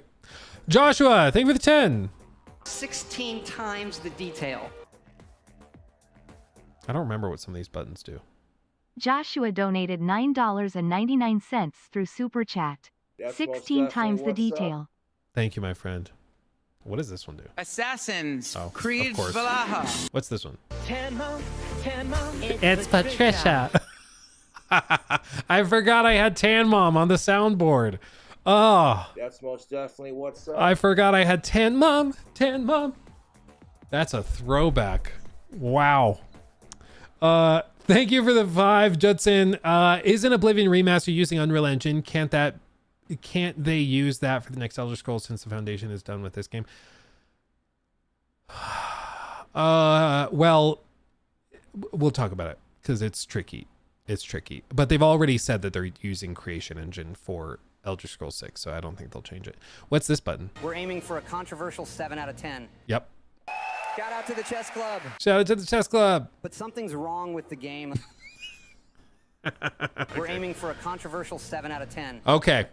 I got my soundboard ready to go. I'm ready to go. Okay. New segment officially. Here we go. Okay, real quick in chat, I want to know what you guys think of this Oblivion remaster remake thing. Does it look good? Does it look like something you'd be interested in? I'm just genuinely curious. So put it in chat. I want to see. Edgar says I want it. We have Luke quoting the Book of Todd, chapter 7, verse 10. I'll have to pull out my book. I'll have to look up and see what it says. Yeah, a lot of people saying it seems interesting. You want to check it out. Ark is hungry. I relate to that very much. I didn't have lunch. I should have. They're defacing a masterpiece, says JC. Bold take. Interesting. Oblivion who? That's a great point. Hype making me stupid. It is important to remember that it will do that. Not really. Hell no, says Drizzy. Not interested in Bethesda at all. Well, that's the thing. Is that this is technically being headed up face fronted, I don't know what the term is, by Virtuos. But even that is up for debate a little bit. You see, what I wanted to talk about today is the naming scheme. They are calling this, based on the leaked images that are out, because again, bear in mind, it still technically has not been announced yet, which is amazing. But they're going to be calling this a remaster, which is interesting. Synth Potato, what a name. Synth Potato over on Twitter X World said this: the difference between OG Oblivion and remake Oblivion is bonkers. I genuinely got no clue why they're naming this a remaster when it's so obviously a complete visual remake. Remaster / remake terminology remains so confusing. And I mean, this does pretty well, I think, make the argument. A picture's worth 1,000 words. I think this picture showing the difference is a pretty clear indication of or argument for remake versus remaster. Not just because it's daytime versus nighttime or sunfall, whatever. Because like I said earlier, some of the complaints over some of the artistic changes, you've seen people just being like, oh, it looks bad, looks different. And it's like, yep, one picture is in the daytime. And so the light's different. But in this case, I do think that, this is a pretty compelling argument for a remake, because when you think of a remake, you think rebuilding everything. Like, I have had to remake the assets, the, lighting, the sound design's been overhauled, gameplay's been overhauled. Like, all of these things have been redone. Whereas remaster, I think of as basically a really elaborate mod. In my brain, that's how I justify it or explain it. Like, that's how I think of a remaster. A really vast, comprehensive mod that overhauls a lot of stuff. That's at least how I think of it. And so it is interesting that they are choosing to brand this as a remaster instead of a remake. And we bounced around a few times as to why this is, but there are some theories and different thoughts, and I'm going to share with you my conspiracy theory for why I think it is this way. Rhino said, the way I see it, enhance. The way I see it, a remake is when the whole game is built from the ground up, story is irrelevant, like everything. Character models, world game design, programming, etc. Think RE2, 3 and 4, Dead Space, Final Fantasy 7, Remake, Rebirth, Silent Hill 2. Don't forget Mafia Definitive Edition. Don't you dare disrespect my Mafia Definitive Edition. I love that. Remaster is when the game is the same, but they either make slight adjustments like shadows and lighting and textures, or when they import the same game to a new engine and swap the models with new ones. Crash Bandicoot, Insane Trilogy, Ninja Gaiden 2 Black, Call of Duty Remastered, Mass Effect Legendary Edition, Last of Us Part 1, and Horizon Zero Dawn. Even The Last of Us Part 1, I know we poked fun at it being a remake. Most of that came down to the pricing of it, though, because it was a very expensive remake that didn't substantively feel like a massive overhaul, and it was a remake of a remaster. So it also felt weird. But that was also technically a remake. They did rebuild the assets, they redid character models, they did technically redo all that stuff. It was just really expensive and so I think that's part of it. And then Synth replies, the thing is, this is by definition a remake at this point. Like, they actually remade the game on a whole new engine, so why the hell is it a remaster? Which is a fantastic question. There's also some other pictures and side-by-sides you can look at. Also this one posted by Synth Potato that pretty well show just the sheer difference. This isn't, of course, the same angle or anything, but it shows you the same building. So you can see the dome here is the same as the dome here. The tower here is the tower you see over here. And it's pretty significant. Now, this is allegedly, again, the game still has not been technically announced yet. Okay. So this is all technically alleged, I guess, but this has allegedly been rebuilt in Unreal Engine by the Virtuos team. Now, some of the debate right now is how much of this has been done by Virtuos and how much of it has been done by Bethesda Game Studios and by their Maryland team, their Dallas team, and all of that. There's been reason to believe, and there's been some snippets and bits of information that would suggest that BGS has helped more directly on this, but there's a couple of reasons why I'm iffy on that. For one, I think there's a couple things to take away if BGS has been very involved in it. For one, they've only worked in the creation engine for decades. So if they are actively getting involved with Unreal Engine remakes, remasters, whatever, that would suggest to me that they're dipping their toe in the water a little bit. It might be that they're starting to experiment a little bit with some other tool sets, because it's not easy to just, jump into a new engine and relearn stuff to help with it. Now, it could be that's if BGS is more directly involved, actually helping build it out. If BGS is involved more in a consultant capacity and they're just offering feedback, they're sending concept art, they're sharing game files, or I think we did it like this because of X, Y, and Z reasons, that is a different thing, okay? And in which case, I don't think that there's anything to be gleaned from that. But if BGS is very involved in this, I do think it's interesting that for the first time in decades, they would be having members of their team learn how to work with the Unreal Engine. It's just interesting. But this goes to my conspiracy theory, which, to be fair, is a conspiracy theory, okay? I do not have any direct evidence of this. I want to be very, very clear. This is just my sneaking suspicion, okay? Okay. I posted this on in reply. I didn't realize it double posted it. You gotta love Twitter, X, whatever. I don't know why it double posted it. That's funny. So I said my personal theory is that during the ZeniMax acquisition, BGS retained rights to remaking their own games. Since Xbox assigned a separate team to make this, Virtuos, they have to call it a remaster, whereas the Fallout 3 remake, which has also been leaked in the same documents that allegedly is coming, it's allegedly coming from BGS themselves. But conveniently, that one is being called a remake, not a remaster, and it's expected that that one will use the creation engine, not Unreal Engine. So my little conspiracy theory is that BGS signed a little bit of paperwork that said we get to remake our own games, similar to an agreement that I think Rockstar for a while had an exclusive deal with that, and then finally they kind of let go of the reins and let other companies and other entities do the remasters of their old GTA games, and we all remember how that went. But for a while, they didn't do remakes of or like overhauls to their previous games because Rockstar kept exclusive, like the exclusive rights and ability to do that. And eventually they let go of it and let somebody else do it. But it might be a similar thing where BGS has the exclusive rights to do their remakes. And so Xbox executives were like, oh, well, if it's a remaster, we can have someone else do it. Even though it's a pretty significant overhaul. And I think by anybody's, typical definition, this would be a remake. It's pedantic and it's small, but I think that could potentially be an explanation for it. The other piece of it could be just as simple as when you call something a remake, expectations rise, versus calling it a remaster, expectations remain low.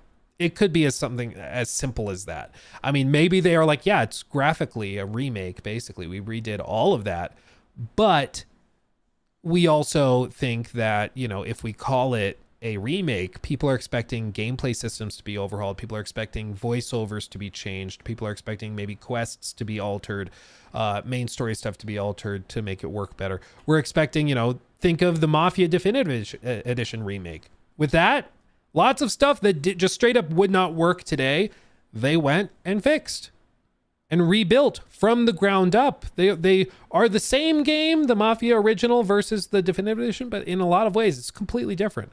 It really did modernize it for 2020, 2021, I think. It totally overhauled it.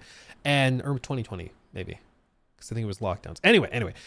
But the point is, maybe it's just something as simple as they feel like if they called this a remake, expectations would be higher, whereas if they call it a remaster, expectations are lower, so that they can surpass those expectations. Could be something as simple as that. I mean, it sounds silly, but in the modern day, I think in response to The Last of Us Part 1 feedback, where they were charging a premium price for a remake that people didn't feel was needed, it could just be that they're like, we want to avoid that drama, so we're just going to call it a remaster, And it also, I mean, seeing this crazy amount of work that they have allegedly done to the game, it does make me wonder how much other stuff did they do? Like, did they, something that came up on stream the other day, did they get more voice actors for NPCs? Or are you still going to hear the same, like, 3 voice actors 1,000 times? Like, I don't know. I don't know. If you call it a remake, I think people expect you to hire more voice actors and to do it. But if it's a remaster, I don't think people expect that. So that could also be part of it, you know? So it's going to be very interesting to see how it plays out. Now, the other thing I mentioned like a year ago when we were first talking about the potential of this Oblivion remaster, remake, whatever, was that I think this game obviously is very graphically, you know, impressive. Just the screenshots we have here are very impressive. They look great. Look very, very good. And that's going to make Elder Scrolls 6 really funny. MJR Payne 97 donated $9.99 through Super Chat. Thank you, my friend. Skyblivion team made a statement about the Oblivion remaster, remake. Oh. What was their statement? Are you in the Discord? Can you link it in the Discord? It'll give you crap if you try to link it on stream chat, but if you put it in the Discord, I can pull it up.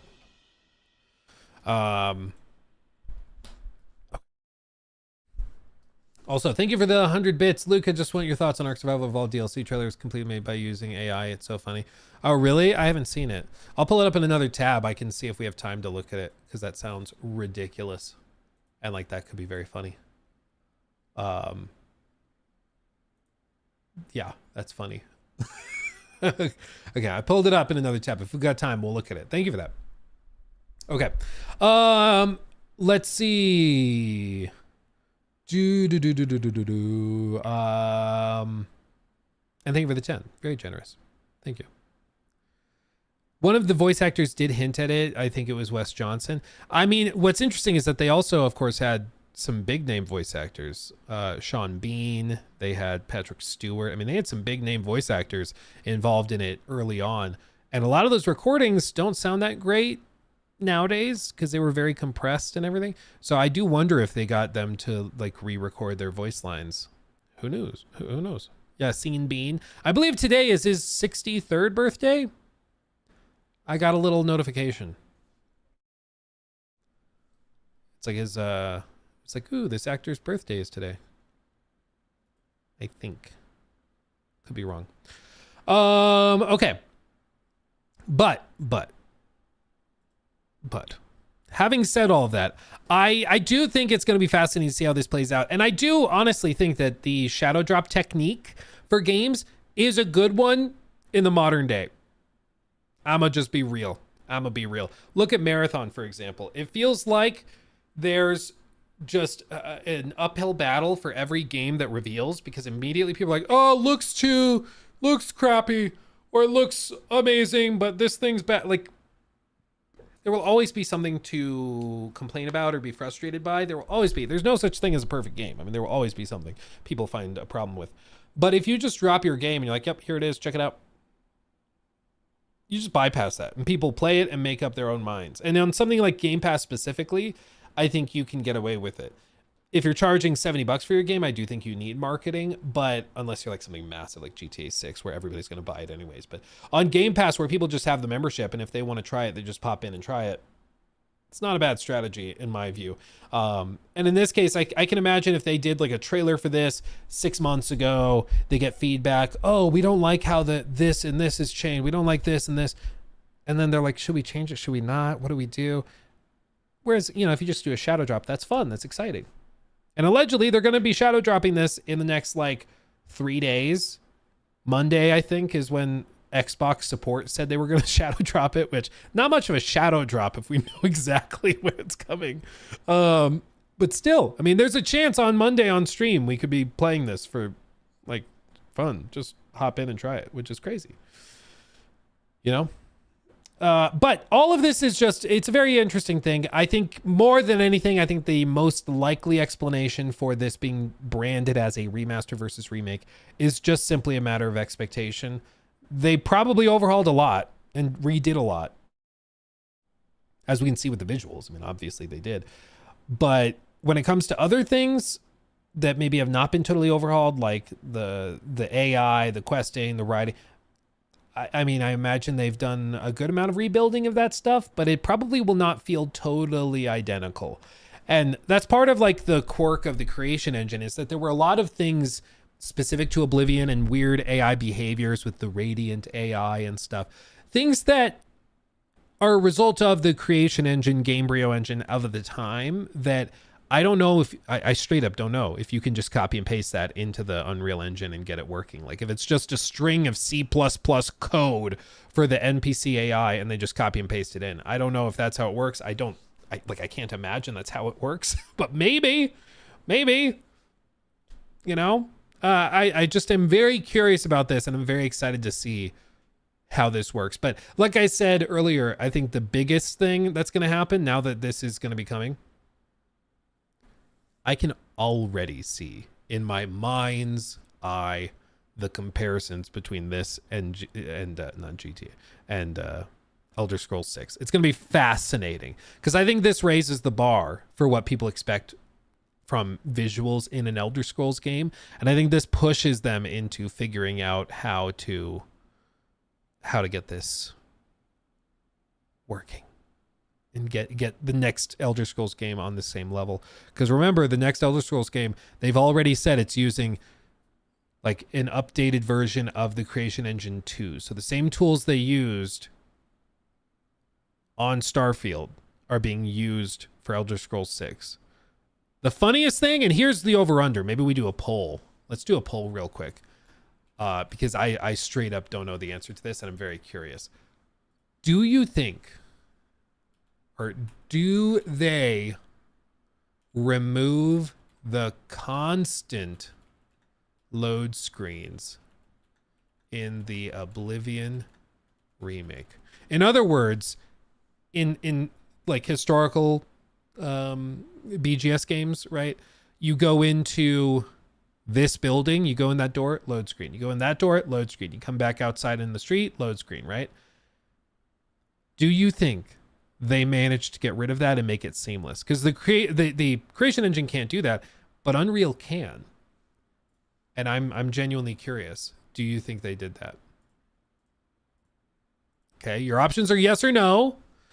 Do they remove the constant load screens in the Oblivion remake? Okay, those are your options. I'm going to post this in both chats. Just take a moment. Take a moment. Here we go. Paste. I have pasted it. Okay. I want to know. I want to know. Because it's going to be really, really freaking funny if they did. And then Elder Scrolls 6 has them again. It will be really, really freaking funny. Because immediately people will be like, oh no, they should have Virtuos just make Elder Scrolls 6. Like immediately people are going to be saying that. It's going to be very interesting.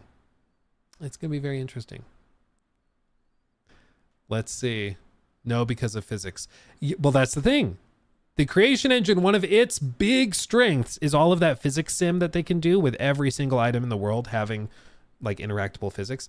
But that limits the amount of space they can load in. And like there's also other issues. We talked about it in a Starfield video, but there's like a floating point issue where basically every time you load into a new map or area or scene, they have to set a 0 point for like all of the geometry in the world or in that scene. And the further away from that point you get, the more things get wonky and start to break down. It's a similar issue that old school Minecraft versions had with like the far off realms that would get really wonky.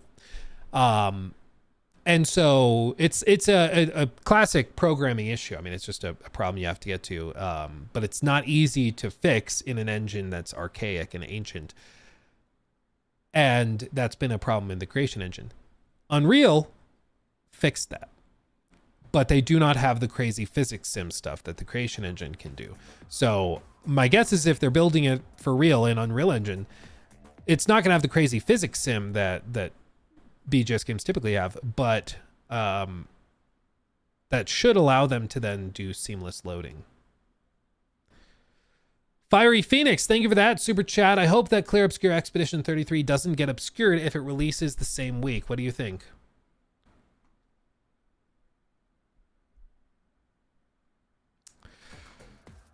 I think, for one, I think that Microsoft and Xbox have thought of that, because bear in mind, Expedition 33 is also launching on Game Pass, so they don't want to stomp on that. But a gut feeling is that Expedition 33 will not have trouble charting its own path.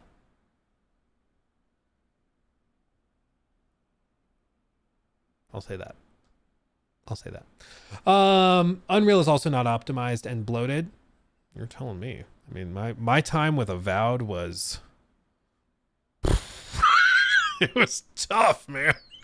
I found every bug in the book. I just absorbed all the glitches. I will say they did have a specific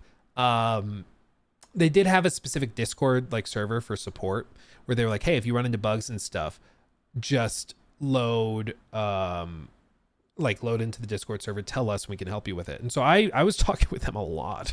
Like I talked to them a lot. And there were also other content creators, other YouTubers and reviewers from some big outlets I saw go into that support page, and they were having similar issues. They also had other soft locks. I won't like name drop anybody, but there were some like pretty notable and recognizable individuals and companies that were having the same soft locks I was having, but they didn't mention them in their review. And so what I think happened is that they got verification from Obsidian that they had fixed the soft locks in the day one patch, but I never got that certification or clarification. So because I never was verified that they fixed it, I mentioned it in my review, whereas I think they just didn't mention it because like, oh, it's been fixed, it's not worth bringing up. My general policy is that if I run into an issue in a game, I will share it with you guys unless they can prove to me it's been fixed with like a patch. Because there's been times where like they say that they fixed it and they didn't, you know. No, we totally fixed the stutter and performance issues, and they didn't. And I'm not going to like cut that out of my review if I had terrible performance issues and you're like, no, we super duper promise we fixed it for launch. Like, no, I'm going to show it. Unless they can update the game and I see that it's fixed, then, okay. Yeah, it's not something they will experience. It's not worth bringing up. Like, oh, I ran into this very specific bug where my gun doesn't reload. And they're like, oh, we fixed it. Try the patch. I try the patch. It's fixed. Okay, it's not worth bringing up because the player will never experience it, right? But I'm not just going to take their word for it and like trust them. It's like, because it's not even that they would necessarily try to lie. It's just that they might be mistaken. Like the PR people asks the programming team and they're like, oh yeah, we should get it fixed. We're not sure. But I'm not going to just like totally trust you, like demonstrate it. Or something could pop up and it's more difficult to fix than they thought. And it doesn't get fixed on day one, in which case I do need to mention it, you know? Marathon just posted they're dropping the NDA in the alpha test. Oh, you mean that they're not going to have an NDA for the alpha? Is that what you mean?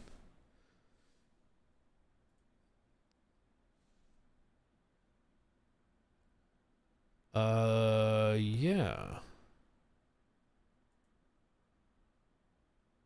What's in the alpha, what's not, and dropping the NDA.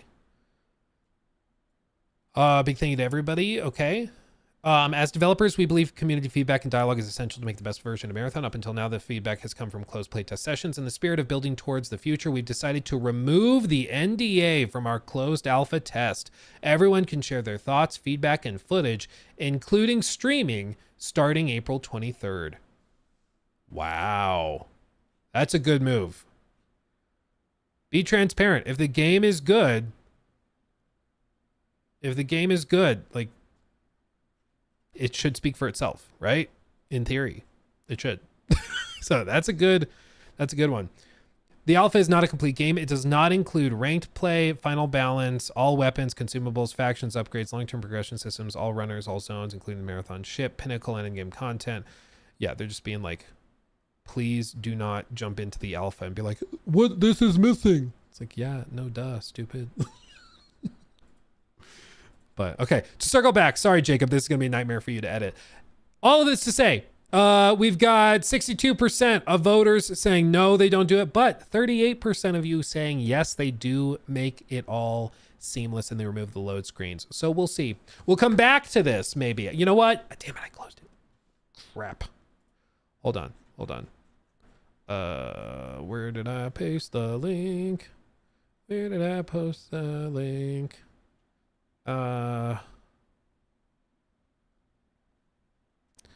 Hold on. I'm trying to find it again. I just closed it.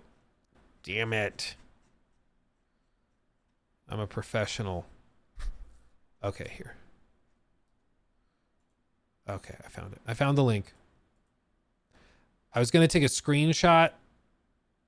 Here. I'm going to take a screenshot of this and we're going to put it in the Discord and we will come back to it.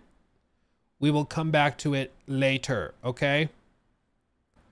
I'm just going to put this for posterity and future reference. Voila. Okay? So we can come back to it later and be like, ooh, you guys were right or you were wrong. Okay? Should be on Monday. Real quick, Unreal is also not optimized. Oh, I did read that one. I'm a professional. Playtide. Thank you for the 5. Hello, Luke. Do you think Sky Oblivion will get a cease and desist? Can't have modder outperform the devs now, can we? I don't think they could do it. If it was like any other company, if it was like Rockstar or something, like, yeah, I'd be like, you're probably gonna get a letter. But I don't think so. I think they'll just keep doing their thing, and it's gonna be really interesting to compare the two for sure. Very interesting. But okay. I feel like we should talk real quick about the Nintendo thing, right? We probably should address it. Lanterns Might, thank you for the sub with Prime, my friend. Thank you. Glad to have you. Good to see you. Bungie showing some confidence or struggling to hype the game. I mean, I don't think they expected there to be like anything but positivity. I think they were really surprised that there were a lot of people that were iffy on it. But that's just the market we're in. People are cautious and careful with their money. I don't think that's a bad thing. It just means if you want to stand out, your game has to be really good. And they are insistent that their game is good and that they can speak for themselves and the game will speak for itself. And so I'm like, okay, let's do it. Let's talk about the game, get it out there, let people try it and let it speak for itself. Judson, thank you for the 5. Even though I don't like some things in Marathon, mostly the hero/class system, I wished I could play UESC characters that die in the teaser trailer. Yeah, maybe they do that as like its own hero. They do like a corrupted UESC runner that you can choose to play as. They could do something like that, I bet. They might have ideas for that. I know some of the people now over at Bungie. I'll text them. Throw that out there. You never know. You never know. Okay. Nintendo old guard is starting to retire. Ooh, that could be a good segue into this.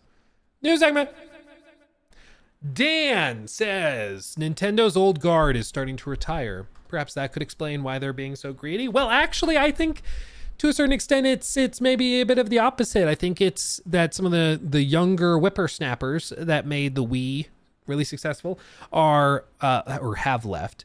Because, for example, Reggie Fils-Aimé said in his autobiography that he was the one who had to push them to include Wii Sports in the original package of the Wii. And like, he really had to work with them because Nintendo just as a company has this broader policy that they don't give away their hard work for free. It's just something in their company culture. They're like, no, we spend a lot of time and money making these games and making these experiences. We don't give it away for free, which is why they don't want to give away that freaking stupid Switch 2 tutorial for less than $10, you know? But Reggie's gone now. Justin Reeves donated $10 through Super Chat. Thanks for all the great content, Luke. Thank you. My mom said if you don't be my friend, you'll get 16 times the grounding. JK, have a great weekend. All these moms are watching the stream. It's crazy. I mean, I'm flattered, first of all, but damn, Thank you for the 10. And yes, you have a fantastic weekend too, my friend. Glad to have you. Thank you. But like I was saying, I think that I do think that there is a certain element of now they're just emboldened enough where they think they can do it. They did confirm that the Switch 2 US pre-orders will open next week on April 24th, I believe, at the previously announced and confirmed price of $449. However, they are giving price hikes to accessories, okay? The Switch 2 Pro controller will now retail for $85. Ooh, baby. The Nintendo Switch 2 dock set will increase from $110 to $120. The Pro controller was originally $80, now it's $85. So they're just stepping stuff up steadily. You can see new Joy-Con 2s will be $95, up $5. Switch 2 Pro controller up $5. Charging grips are up $5. Joy-Con 2 straps are up $1 from, this is weird, from $13 to $14. I don't like, it's a strap. It's a freaking strap. This is some Apple crap, dude. This is some stupid ass Apple crap. It's a strap. What are you? Okay, I'm getting revved up. Okay. Deep breaths. It's a strap and they're charging for, okay. You know, whatever. The wheel set goes to $25. This, so the plastic wheel gets a 25% price hike. That makes sense. Okay. That makes sense. Sure. Why not? Whatever. The Switch 2 camera, which we saw in the showcase, is up $5, so a 10% price hike. Nintendo Switch 2 dock set is up $10. The Switch 2 carrying case and screen protector is up $5. The Switch 2 all-in-one carrying case is up $5 to $85, and the AC adapter is also up $5 as well. So they've decided to keep the Switch itself at the previously announced price. Same with the bundle and the games. However, all of the other stuff they're choosing to increase the price of. And I think it's just frankly because they knew if they raised the price on the Switch 2 to like $500 and then the bundle to $550, they knew that there would be a total meltdown worse than they've already had. So I think that they're just like, this is safer for us. We'll just do it this way. I mean, I think they're right. If they did that and if they did just hike the price of the console, there would be a meltdown. But I mean, they're increasing the prices over here by like 10% across the board. In some cases more, you know, like whatever. And yeah, I mean, $14 for a freaking strap. That makes total sense. Yeah. I mean, this thing probably cost them all of 13 cents to manufacture. Whatever. It's whatever. I don't even care. I'm not even mad about it. But here's the thing. There's already people that are trying to come up with excuses to do this. Like, this is why I've said a lot of the time on social media, you're not actually seeing people that are like arguing for or against certain things. They're just trying to justify in their brain the thing they've already decided they want to do. It's literally cope, where it's not about like what you're bringing up or how we bounce back and forth with ideas. It's literally just, I've decided I want to buy it and I want to come up with a reason to buy it. So my stance on this is largely unchained is largely unchained. I can't talk. But for example, with this was a clip. This is from a GameStop podcast.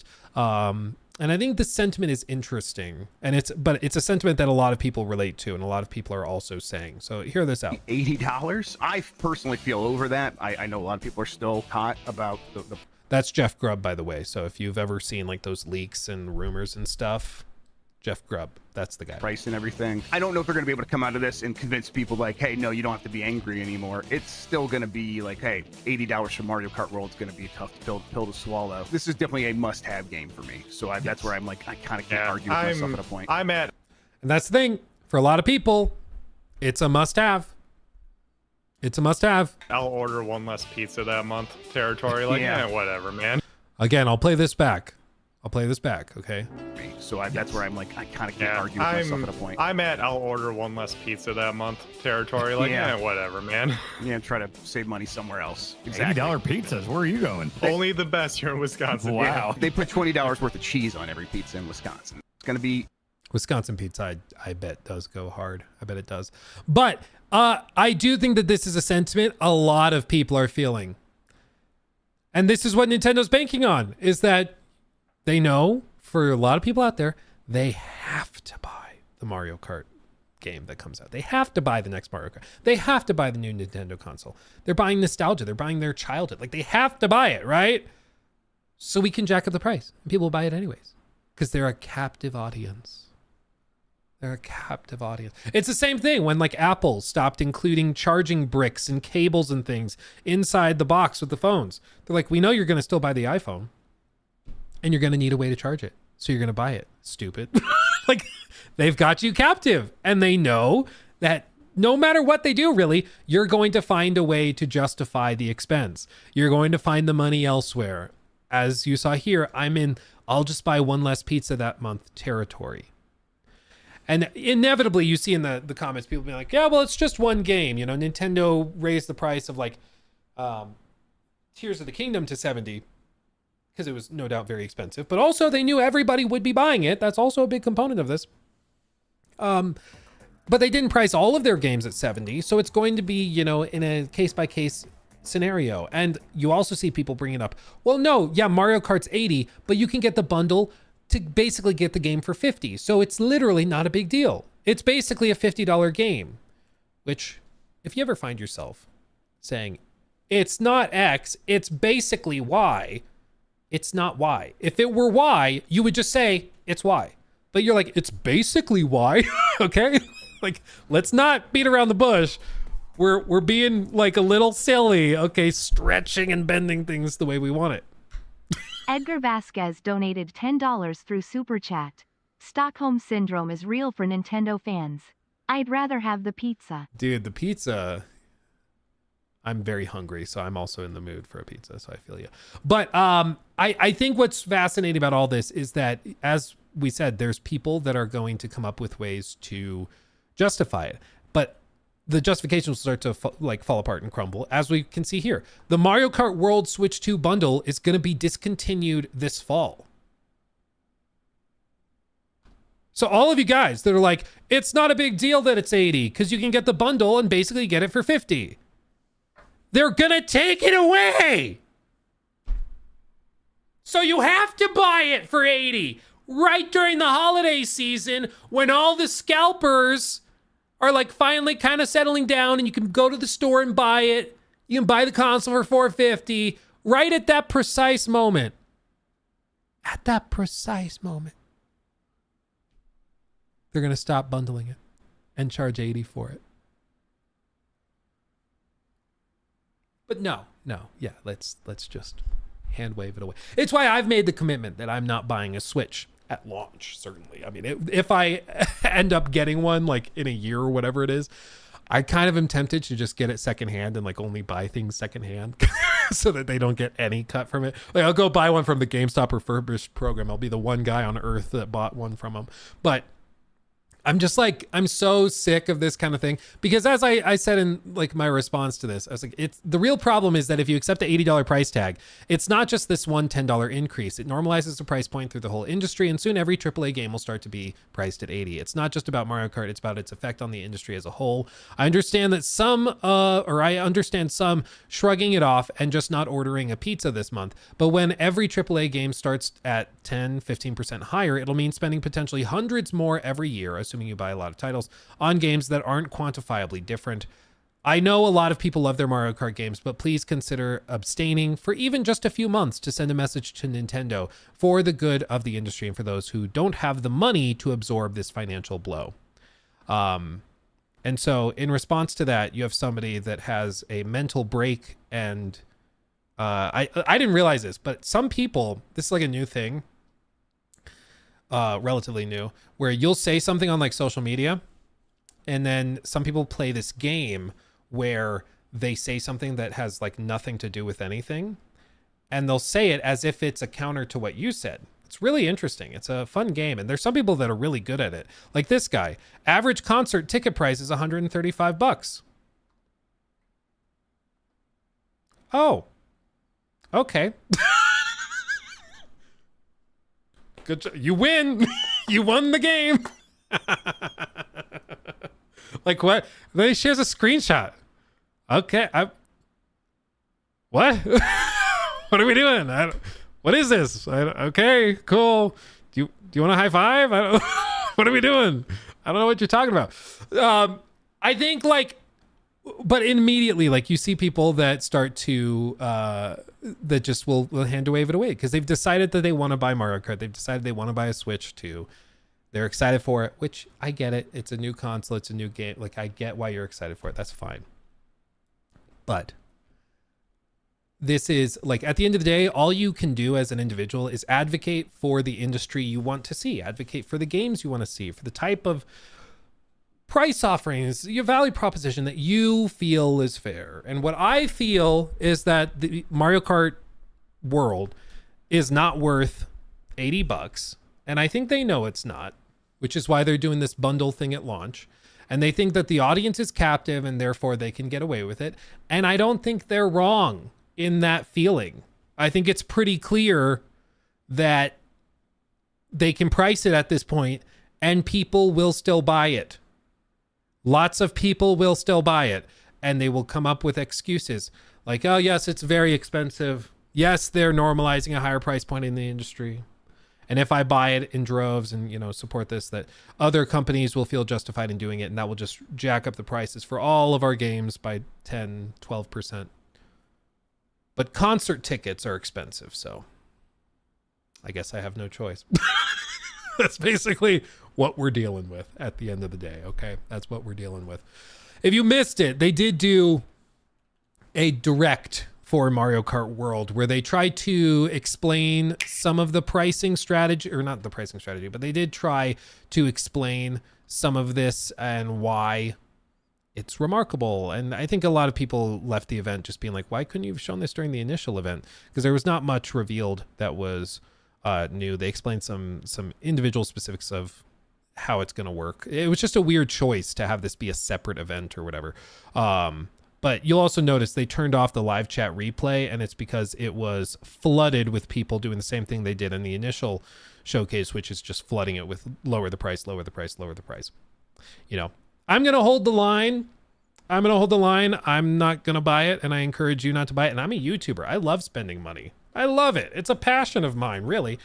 I love being irresponsible, but I think in this case, it's like it's Mario Kart. We'll be fine.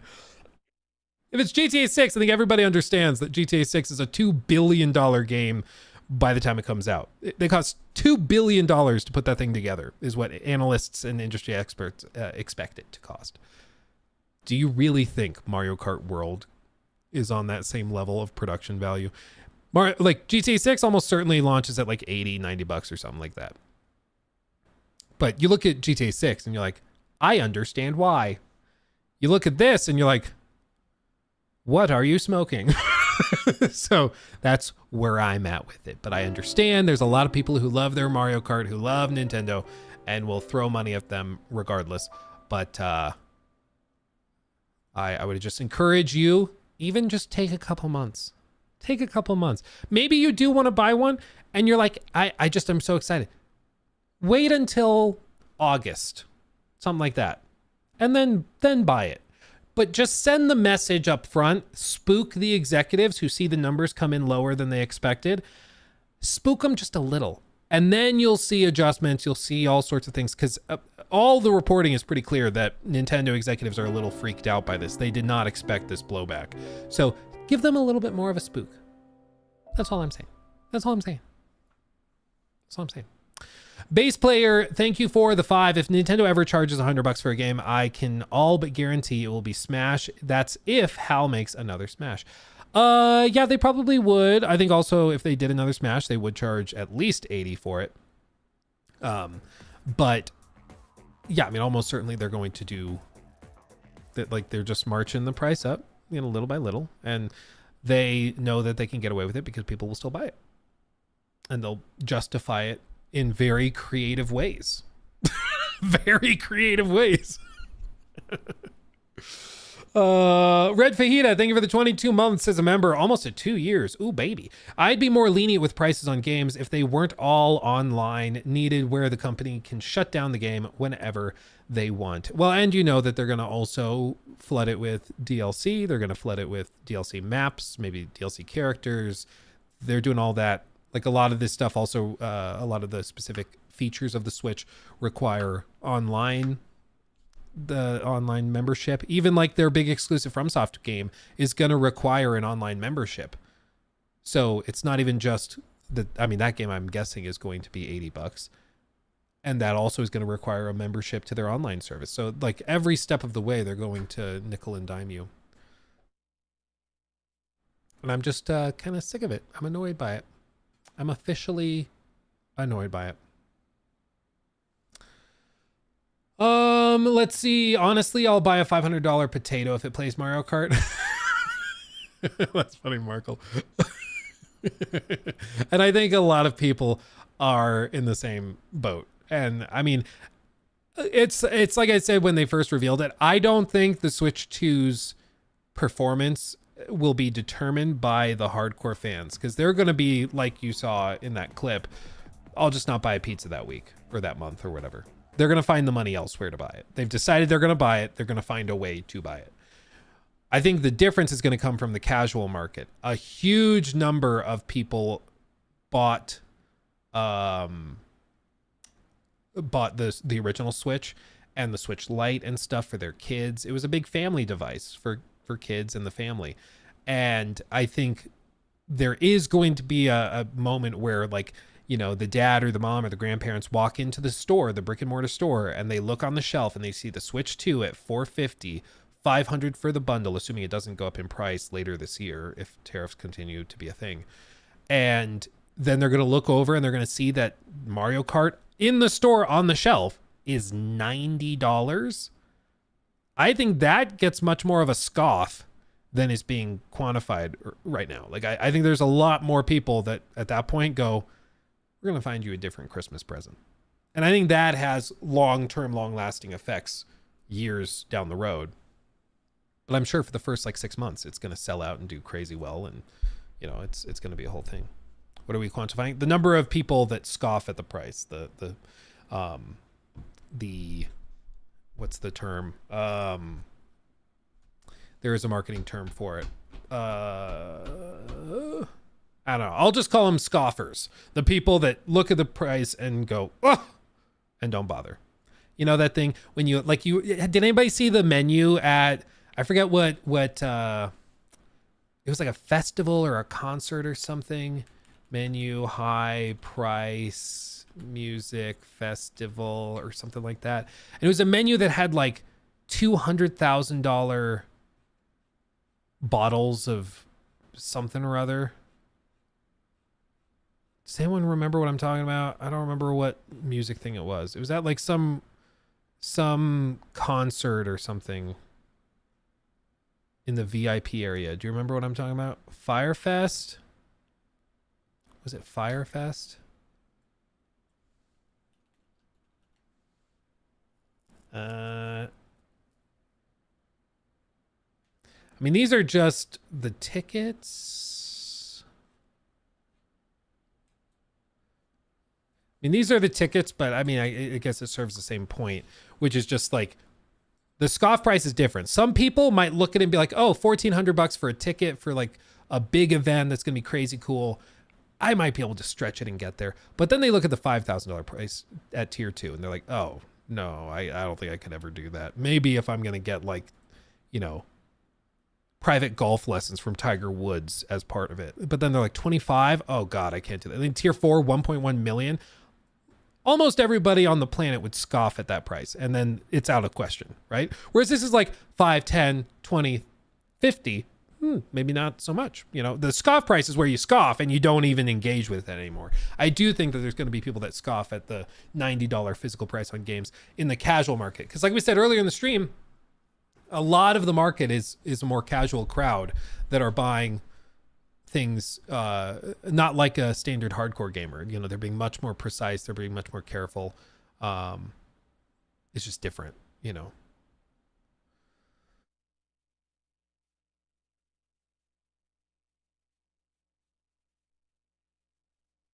Okay.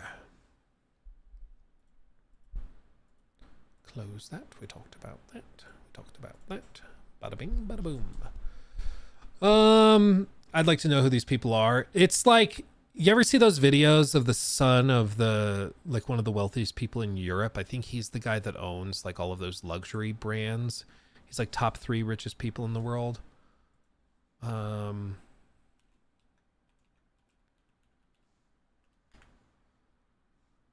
Arnault.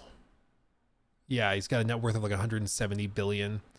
Yeah, he makes luxury goods and all that.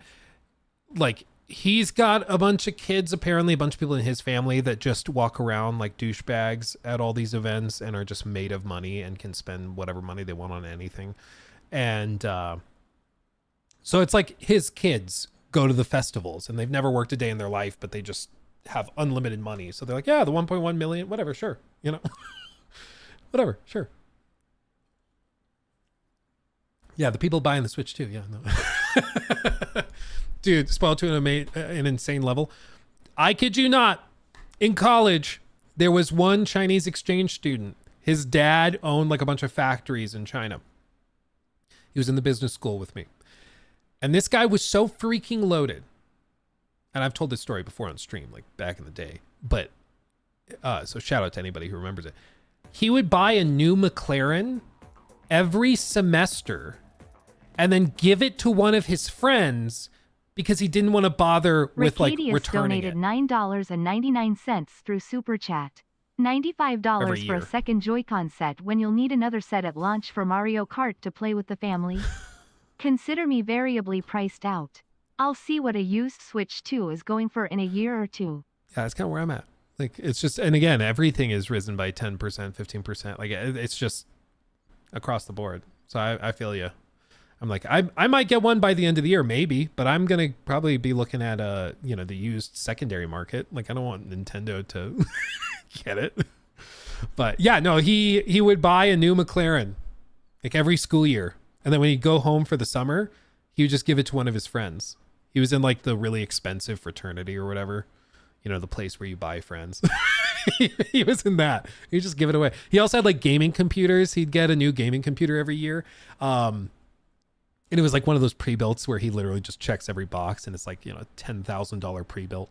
But he would do that. And he'd show up to class in these gigantic fur coats and stuff. It was just a different kind of person. Like, it's just, it's like when you're playing The Sims and you use the whatever llama cheat to get unlimited money, and you're like, yeah, so I guess I'll just do sort by price and just get everything. That's how he was. Like, he just had no understanding or appreciation of the money. Like, he would just throw the money anywhere. Whereas you see somebody like, you know, on the same page, like a Warren Buffett, who's extremely wealthy, $150 billion. Buffett. Warren Buffet. And he lives in the same like house he's lived in for decades and decades and decades in Omaha, Nebraska. Because he doesn't need anymore. Like, this is old money. That kid was new money, you know? It's the old saying is the first generation builds the wealth. The second generation generally preserves the wealth, maybe grows it a little, and the third squanders it. And occasionally that second generation, they don't do much of anything. And so the third generation comes in and just spends all the money immediately. Let's see. Old money. That's okay. The British Royals. That's ancient money. Okay. That's multi-thousand-year-old money. Okay. That's something else. That's something else.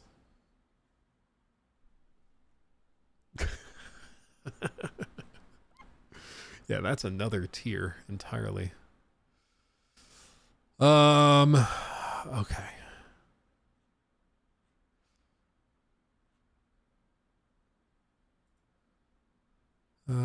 talking about that. We're talking, okay. Ooh, made good time today too. I'm impressed. Oh, this is not creepy at all. Discord is testing a new feature that requires users to submit a face scan to access age-restricted content.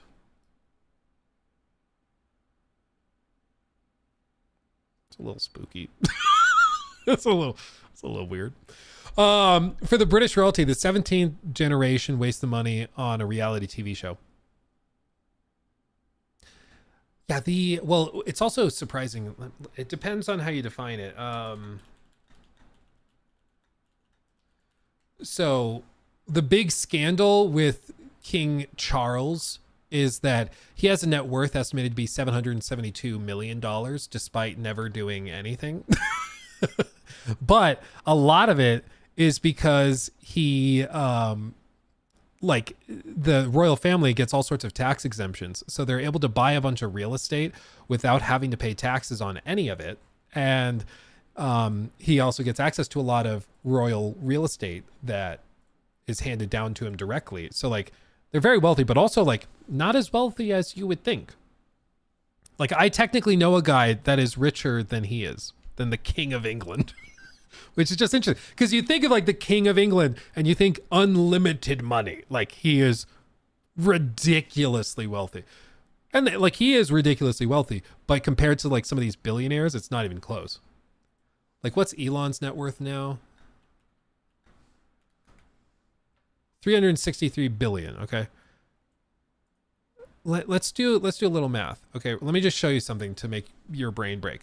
How many days since January 1st of year 0? Okay. At 3 p.m. This many days. Copy paste. Okay. We're going to multiply that and say every day you made $500,000. Okay.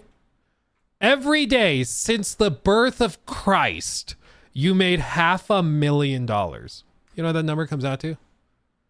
Okay. Million or million, billion, 369 billion.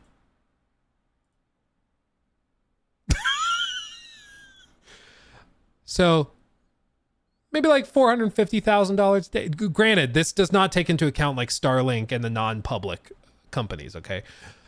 Which by themselves are worth billions. So almost certainly if you include those, if you got $500,000 a day since the birth of Christ, you would still not have as much money in terms of assets as Elon Musk. How insane is that? It's crazy.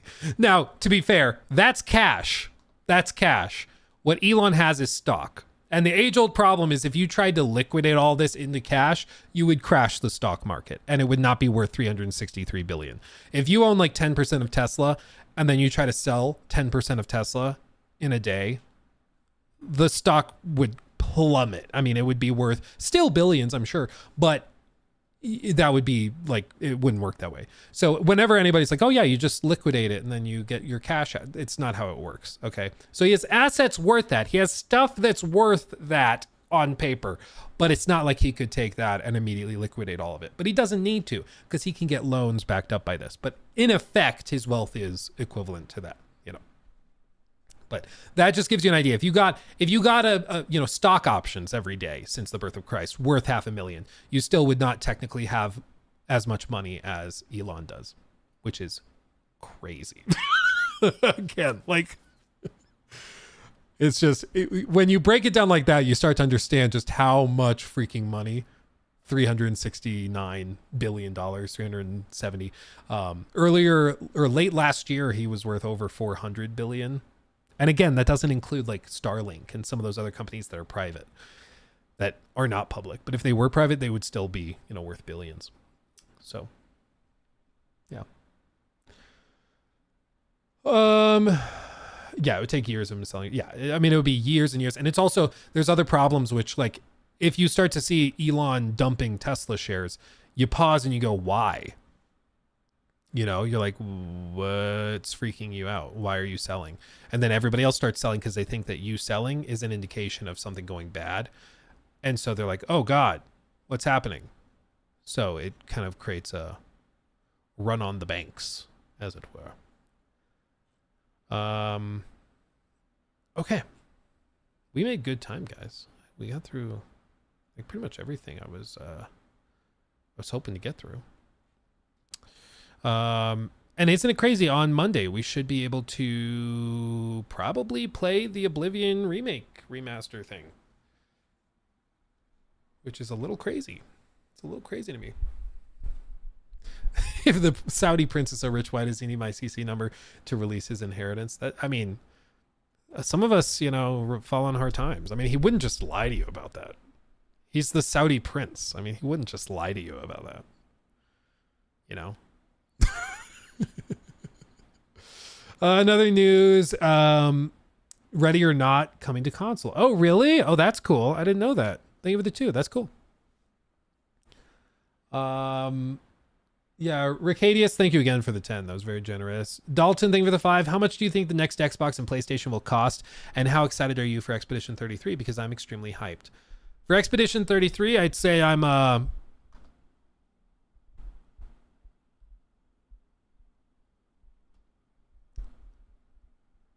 of 10. So make of that what you will. 750. I think at this point, the odds of them doing like a split console thing again is very, very high. Whether that's like a Series S to an X or a PlayStation 6 digital to normal. So I think that there's going to be a split again. I don't think they're going to put everything in one bucket or one console, but I have to imagine that they're going to start at minimum 600.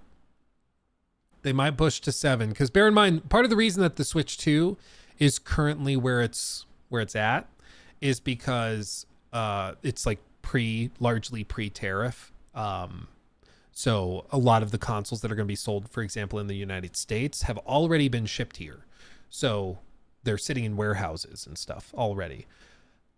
I don't think that will be the case for the PlayStation 6, and this administration will still be, you know, in control leading through that point. So there might still be tariffs that could affect the launch of like the PlayStation 6, the next gen Xbox and stuff like that, which could significantly increase costs and things. So even just factoring that in, you know, aside from the companies wanting more money for the console, you have to also stack on top of it these extra considerations. Whether it's, you know, tariffs increasing the price or the fact that they're going to be manufacturing in other places like India to drive up the price, there's going to be other factors to consider. But I think in effect, it's going to be over 700, like almost certainly.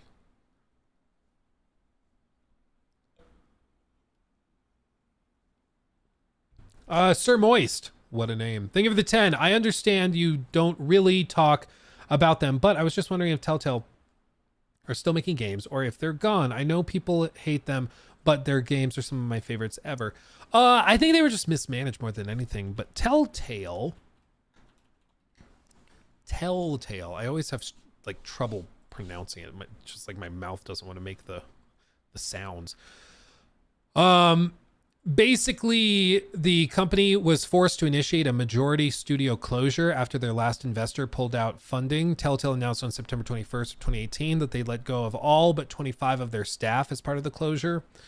There's been some stuff where like Telltale Publishing, like some of their IP has kind of gone on to live on. Between 2020 and 2024, the studio released remasters of Telltale's Sam & Max games with assistance from other members of the original dev team. In 2021, Kevin Bruner, the co-founder, created a new studio called Dramatic Labs with more than 20 former Telltale employees, including former lead writer and creative director Andrew Grant, former lead writer Dan Martin, former creative director Kent Muddle, and former executive producer and creative director Brett Tosti. Dramatic Labs' first game, Star Trek Resurgence, was released in May of 2023. As you can see here. And it received mixed to average reviews, but they still kind of live on. It's just Telltale Games, like in format, they never really clicked and never really worked that well. So I think that was part of it. But then also just as a business model, it just, the episodic thing kind of died out, and their release pace was really slow. And there were also stories of mismanagement, wasted dev time. They basically were just in a constant state of crunch for years because they always were rushing to try and get the next thing out. And that made things buggy and not run well. And there were story elements that were cut. And so it's just, I think it worked for a little while, but the industry just kind of moved on. What's your opinion on the Last of Us series? Ooh, baby.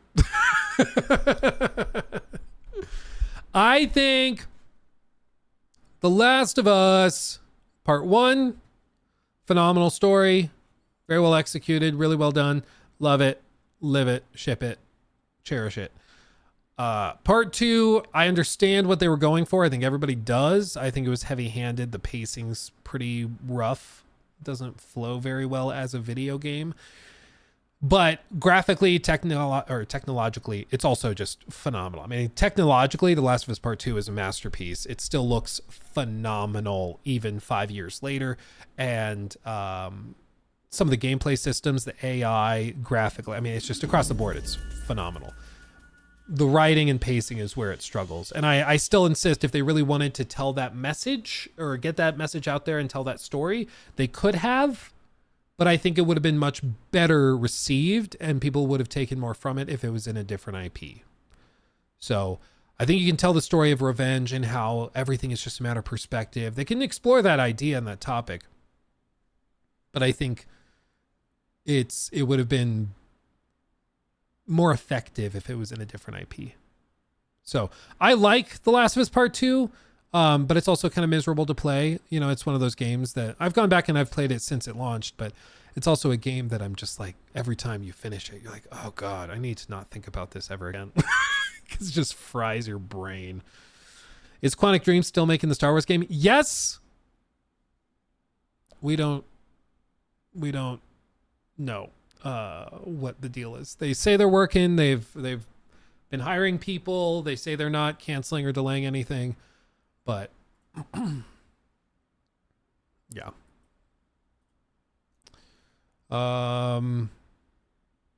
Let's see. Oh, Arik posted this video from Jake the All Right.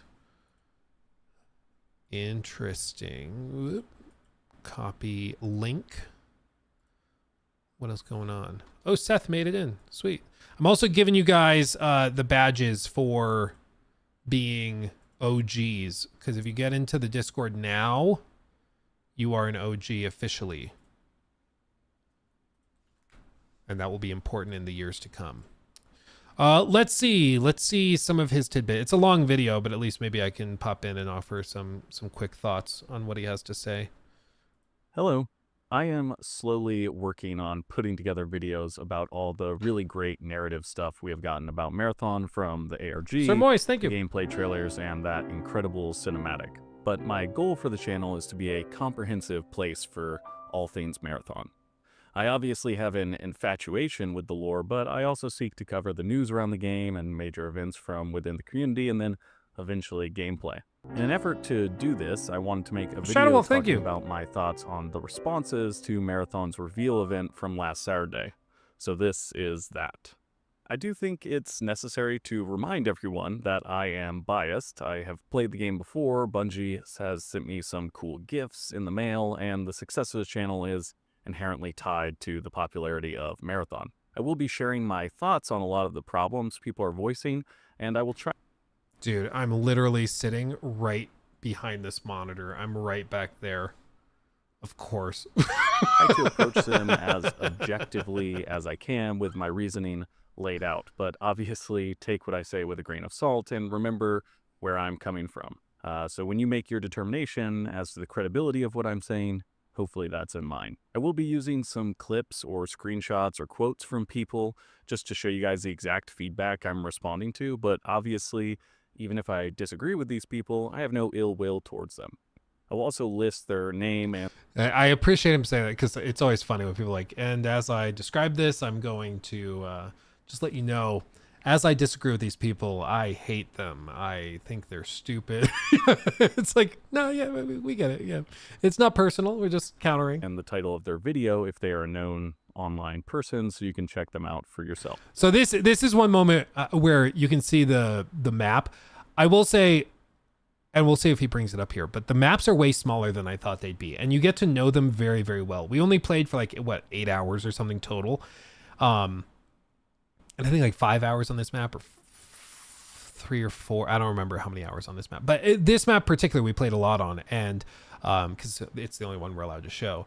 And it's like, we got to know it pretty well. We also spawned like back here, like a solid like 40-50% of the time. I don't know if that was just a bug, but you're going to get to know these maps very, very well as time goes on. They're not that big, and this was the biggest one we played on.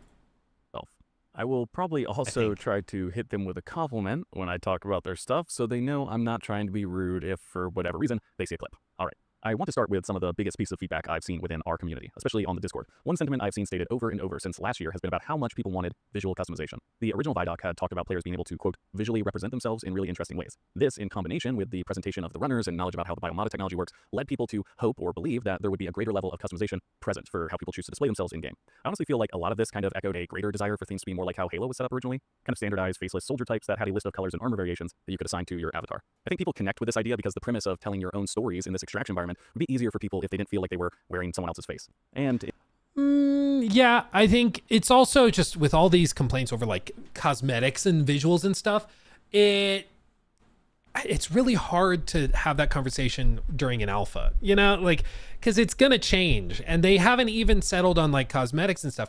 Whenever we would talk about cosmetics, like they bring up, what are the plans for the in-game store? One of the things that was brought up early during the Q&A thing, somebody raised their hand and said, what can you say about the cosmetics, the in-game store? And can you promise to not destroy the art style of the game by having like Bigfoot skins and Nicki Minaj skins in the game? And they said, yeah, we want to maintain the artistic integrity, is what they said while talking about it. But I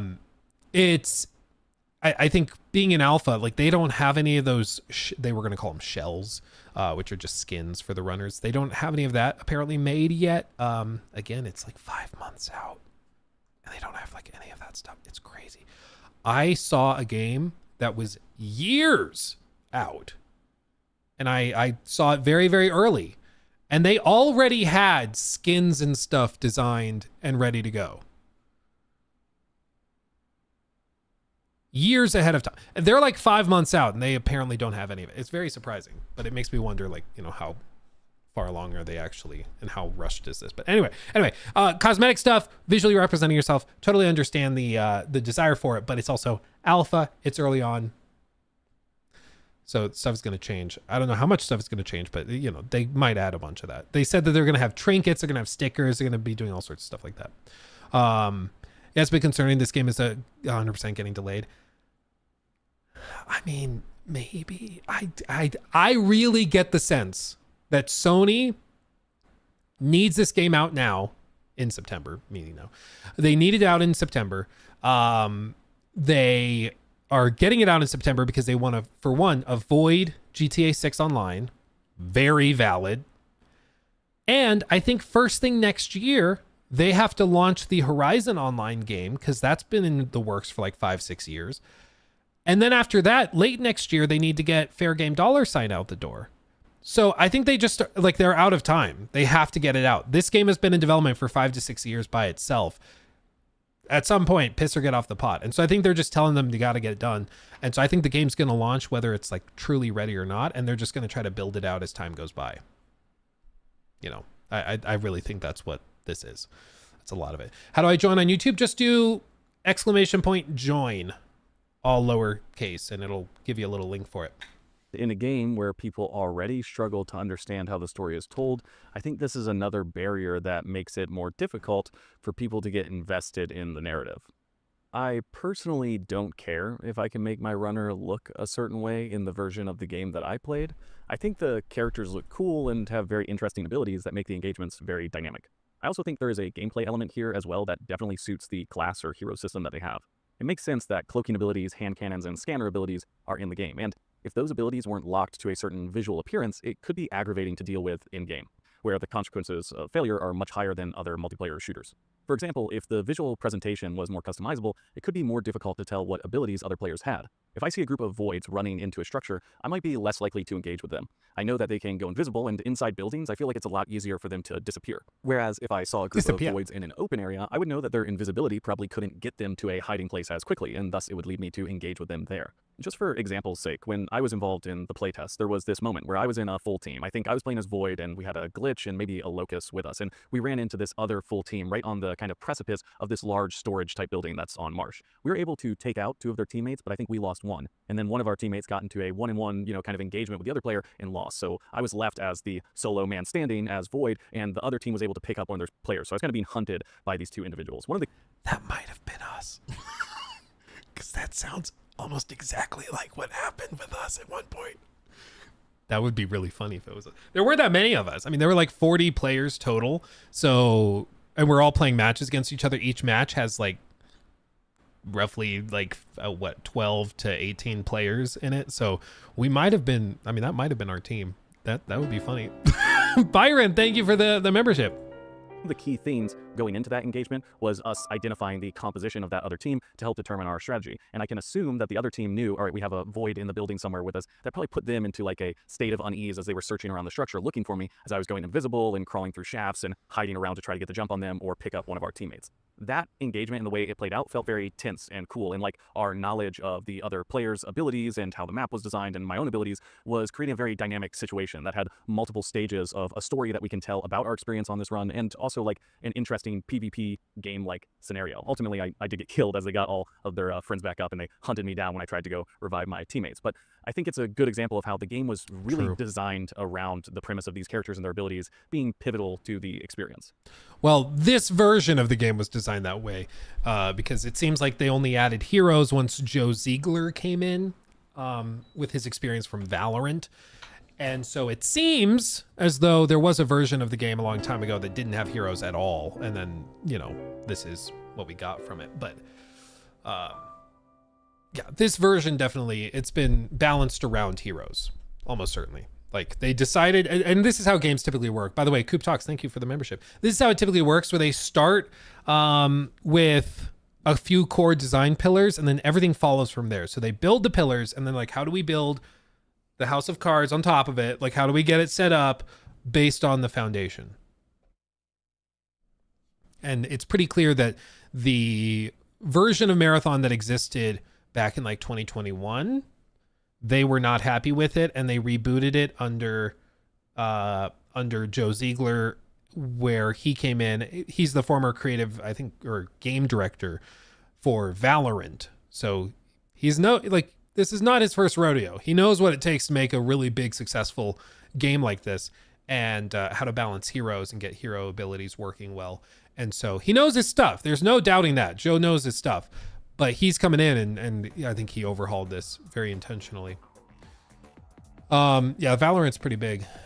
Base player, think of the 5. I really don't see the point of having heroes in extraction shooter. When you play it, it works well. The team dynamics and balancing is crucial though. And that's what I think they're like fine tuning now. I will say again, all I can report is my experience with the game and what I thought of it. I had fun. If I could play more of the game now, I would. Do I think I would play 100 hours of it? Not based on what I saw, but they have a lot more that's coming, I'm sure. But I had a good time, and I'm not typically big into it. But it's basically like, you almost have to think of it like Apex. Like if Apex had its own game mode, that was an extraction shooter. Like I swear, if EA and Respawn did that, almost overnight, all of the unique stuff that Marathon is doing goes away. Because it's basically Apex Heroes, but in an extraction shooter. So if Apex were to do that, I think they would actually have like a really competitive game to go against Marathon. But Apex can't figure out their own stuff as is. So there's that. So while I think customization is a fun way to express yourself, I don't think that it suits this game based on how it was designed. Now, obviously, I think that there's room for skins and customization in terms of the gear that you're carrying, but I think a really strong silhouette is important to making the experience of encountering other players. Oh, dude. This is totally us. Really satisfying. And I really just enjoy the way this hero shooter extraction thing plays, despite what you may be seeing online about Oh, it. that's funny. The next thing that I heard quite a bit of was that people don't like the art style, and I get it. If this kind of like clean, shiny, plastic world and characters aren't visually appealing to you, then maybe that means you won't play the game. I don't see anything Bungie is realistically going to do that would make you change your mind. I will say that the in-game stuff you're seeing is in alpha, and there will most likely be some big changes to the in-game presentation as textures and effects are refined and employed at launch. If the complaint is with the difference between the initial trailer and what we are seeing now, then I'm not really seeing that. I think that the design language was pretty much preserved, but we were just seeing the difference between something in-game and something that was like a full-blown render with all the pretty effects on it. There definitely has been PvP war. Yeah, some okay. evolution This is in funny. the design, which is natural over a multi-year development process. And maybe this is compounded by the fact that the assets aren't completed yet, but I never felt like we weren't getting something in line with what we had been shown previously. I do think Marsh has an amazing look to it, and it feels very foggy and always on the verge of a storm, but some of the bright colors and contrasts that were more visually in line with the original stuff is a bit obscured by these elements. The other map I played, called Perimeter, was much brighter and a lot less hazy, if that makes sense. The caveat to that is that there were some unfinished textures and stuff on that map, and Marsh felt almost complete to me, so there's a chance that the visual presentation of the map could change, but I do think the map they chose to feature obscures some of those elements that may be stronger in other maps. All right. Yeah, it's always tough whenever you're trying to showcase a game and you can only show a sliver of it. Like, inevitably people are gonna be like, oh, so where's this, and this? And it's like, well, it's in the other part that we didn't show you. That's never gonna be a satisfying answer, you know? Like, it just never will be. And it comes with the territory of these types of things. It's why every time I've been asked, like, how do you think we should do previews and stuff? I've said, I really think, look at how, like, KCD2 did it. For Kingdom Come Deliverance 2, they literally rented out a room within a gaming cafe in New York City. They invited like 5 people. And then the 5 of us got to play the game for like a solid 7 hours. They just said, yeah, hit start, play the game for 7 hours. Tell us what you think. That was it. Not super complicated. You didn't have to do a big presentation. You didn't have to do this crazy elaborate thing. You just said, hey, here is the game, play it and tell us what you think. And it worked great. Everybody who tried it was like, this is fantastic. Sometimes I feel like a lot of these marketing things and the reveals and all this overcomplicates it. It's like they just make it way harder than it has to be. You know, like, just chill.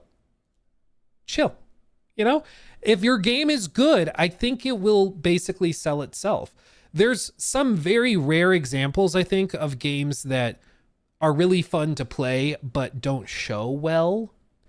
I'm trying to think of an example of a game that like is super fun and really good, but if you saw gameplay of it, you'd be like, what is this crap? I don't know. If people have ideas, then please let me know. I think like maybe some like slower sim games. Well, Anthem, like those games are kind of the opposite, because what I'm saying is a game that doesn't show well but that actually is really good. I feel like Anthem and Suicide Squad, those games initially at least showed well in trailers and stuff, but then once people saw the actual gameplay, they burned out on it. Whereas there are some games that you see gameplay and you're like, I don't know. Yeah, maybe Dead by Daylight. Marvel Rivals, initially people complained about the art style there, said it looked like a mobile game. Terraria, yeah, maybe something like that. Blueprints recently, I think that's another one where like you see it, you're like, why are people liking this? Then you try it, you're like, oh, Balatro, you know, maybe something like that. So there are games where I think, you know, it's harder to communicate why the game is good, and that's always going to be tricky. But I think for a lot of live service games, it's so competitive. Your game kind of has to be able to speak by itself and stand on its own. And I think that that's what they're kind of relying on, frankly. I don't know. It's very interesting. It's very interesting. All of this is just, you know, I'm thoroughly thoroughly captivated by it. But we'll see. If they've got a big hill to climb with Marathon. We'll see if they can do it. You know, they've got a lot to do, and it seems to me like they don't have much time to do it. That's all I'm saying. That's all I'm saying. You know, I feel like 5 months is really not a long time at all, but they have so much to do in 5 months. It makes me pause and go like, am I missing something? Maybe this is normal, like, and this is perfectly fine. I don't think it is, though.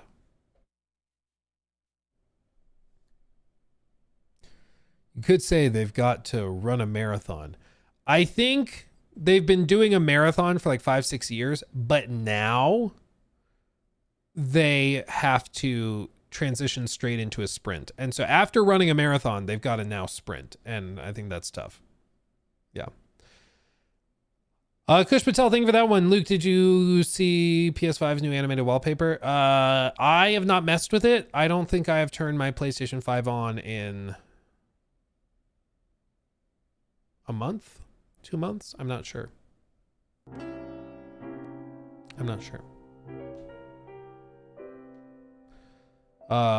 77 degrees today, almost like summer. I want to play games outdoors. No Switch though. Yeah, where I'm at, we had 80-degree weather 2 days ago, and right now we have like 3 inches of snow. So that's what I get for living in Colorado, I guess. That's what I get. You got to see the last point, which is SkillUp's complaint about the game. Okay, yeah, I'm done. Let's see. Let me see. Roughly, maybe I look up the transcript. Maybe that'll be easier. SkillUp. Okay, let's see his SkillUp point. Watch out. Watch out. We're going to talk about SkillUp. I want to touch on is this SkillUp video. Specifically, it is the episode of their Friends Per Second podcast where they say this about the story. Yeah, that's what it is. In addition to that, there's some story stuff. But there's a framework of a story. There's a plan. There's a hint of a plan. Concepts of a plan, yeah. Concepts of a plan. Jesus. And I think again, it's unfair to judge that now, because what Bungie have told us is that the narrative framework is built. So how they plan to tell stories in Marathon, but the narrative itself is not built, and it will be sort of built in the lead up to launch and post launch. I guess, okay, he's gonna respond to it, so I'll let him do it. It's his video. I'll be quiet, and then if I have something to add, I'll do that. But yeah, already I'm like, So they keep talking about having story as a central part of this experience, but I don't imagine cutscenes, and don't imagine this is a story-driven game or anything like that. This is a game that's going to be about little things that you find and lore entries. And as we discussed in the interview with Joe Ziegler, this will be a game where a lot of the story will be delivered by YouTube videos, in inverted commas, where other people do that detective work for you and then kind of put it in front of you when they've assembled it all. If you know, Souls-like-esque or whatever, don't expect a narrative experience to come through strongly in your playing of Marathon. I think there's some major miscommunication occurring about the story for this game. There is an extensive narrative in the game. Direct story beats told via in-game tasks and contract completion.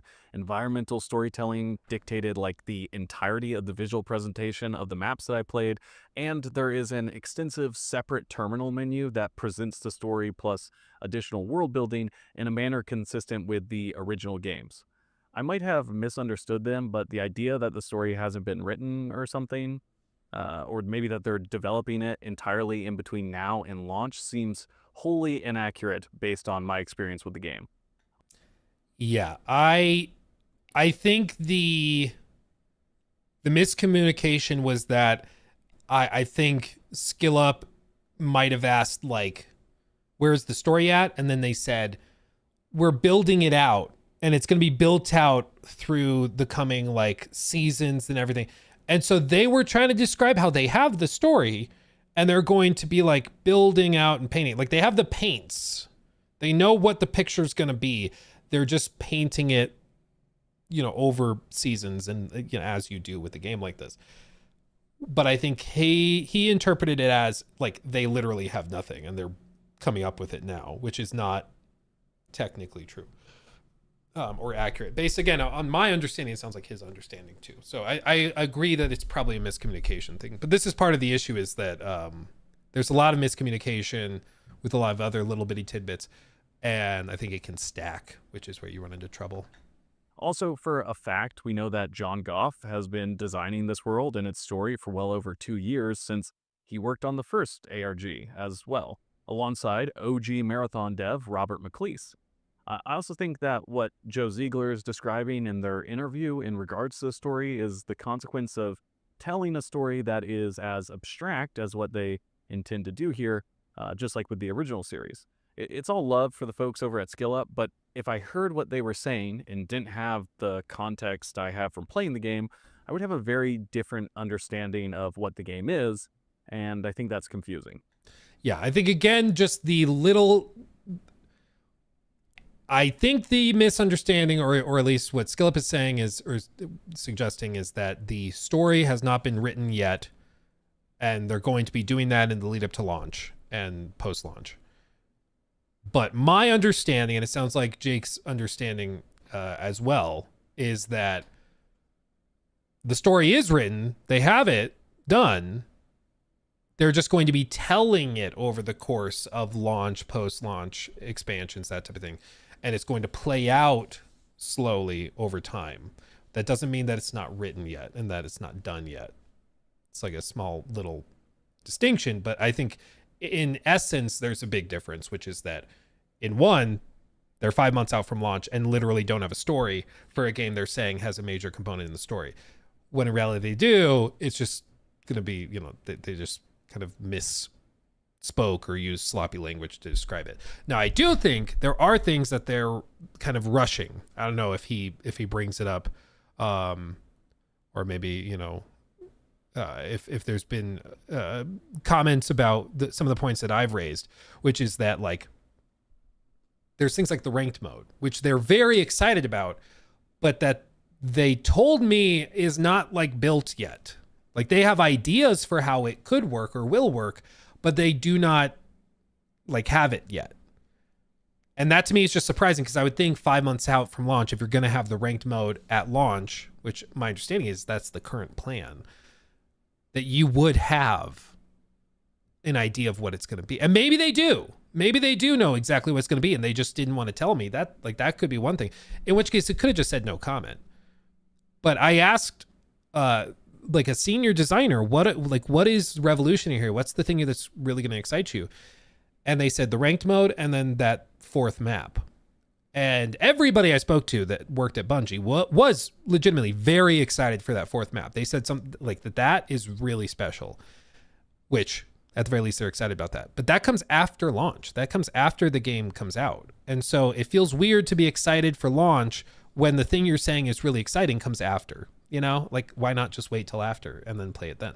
Maybe that's totally fine for them, but whatever.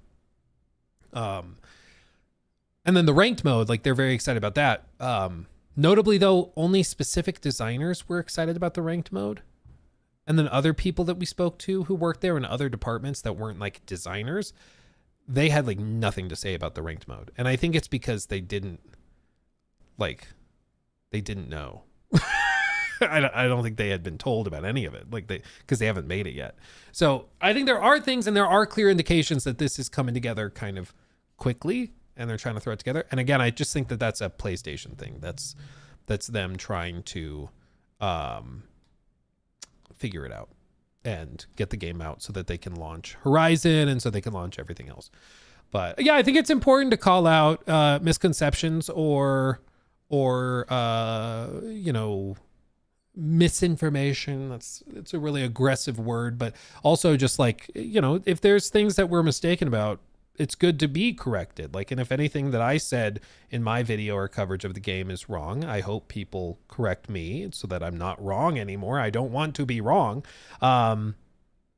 But I do think that there are valid concerns to be had, but then there's also a lot of things people are bringing up as concerns that are maybe misplaced or based in misunderstandings of what's happening. But ultimately, you know, that just lands at still back at the feet of Bungie. Like, this is their project. They have to communicate it well. And if there's lots of miscommunication going around and misinformation and misconceptions, that's a problem. And they should deal with it and figure it out. And I think once the alphas come, you know, that will help a lot. They just, like, an hour ago while we were streaming, announced that they are going to be lifting the NDA from the alpha playtests. So they will even let people stream it, which is crazy, but also really, I think, encouraging. That's a good sign. Hello? Hi. Yeah. Yeah, I can. I'll just shut down. Yeah. Love you. Yeah, we have to go pick up the Our spawn. The kiddos. Our children. They're hanging out with Nana right now. Yeah, they're having a good time. Anyway, guys, let me see. Sir Moist, thank you for the 5. I'm sitting up for a PS5. Do you think it's worth saving a bit more and getting PS5 Pro? Sorry for the dumb questions. Personally, yes. I think at this point, leading into GTA 6, it does make sense. Back when it launched last year, I don't think it made sense to buy a PS5 Pro. Now, if you don't have a PS5 and you're getting into it for the first time, yeah, I would say probably just wait. Don't leave us, says Spencer. Neo Zord, thank you also for becoming a member. Desoletics, thank you also for becoming, or not member, Twitch sub. God, hopefully they don't departner me for that. That'd be crazy. Neo Zord, thank you again for the sub with Prime. And Dislytics, thank you for the sub as well. Thank you for that. We are vibing indeed. We are vibing indeed. Did I catch up on all these? Want to say thanks for all the effort on the Discord and shout out to all the OGs and new members. It most definitely is what's up. Bless us. Indeed, Todd. Todd, bless us. Yes, everybody get over there and join the Discord. If you are a member, do it and you will be a happy, happy camper. It is where good things happen. Let me make sure I read all these. I read that one from Bass Player. Kush, I read that one. And Sir Moist, I read that one. I think I read all those. Okay. Thank you, guys. Much love. Have a fantastic rest of your day. And until next time, my friends. Blessings be to Todd. Yeah. May Todd be with you. We'll show her. May Todd be with you. No. And then watch. No. Oh, thank you, Limit Breaks, for the gifted membership. KEZZ. No. And also with you. One day he will be on stream watching and we will make him very uncomfortable with that. Thank you, everybody. Have a wonderful rest of your day. I'll see you soon. Hugs and kisses. Bye.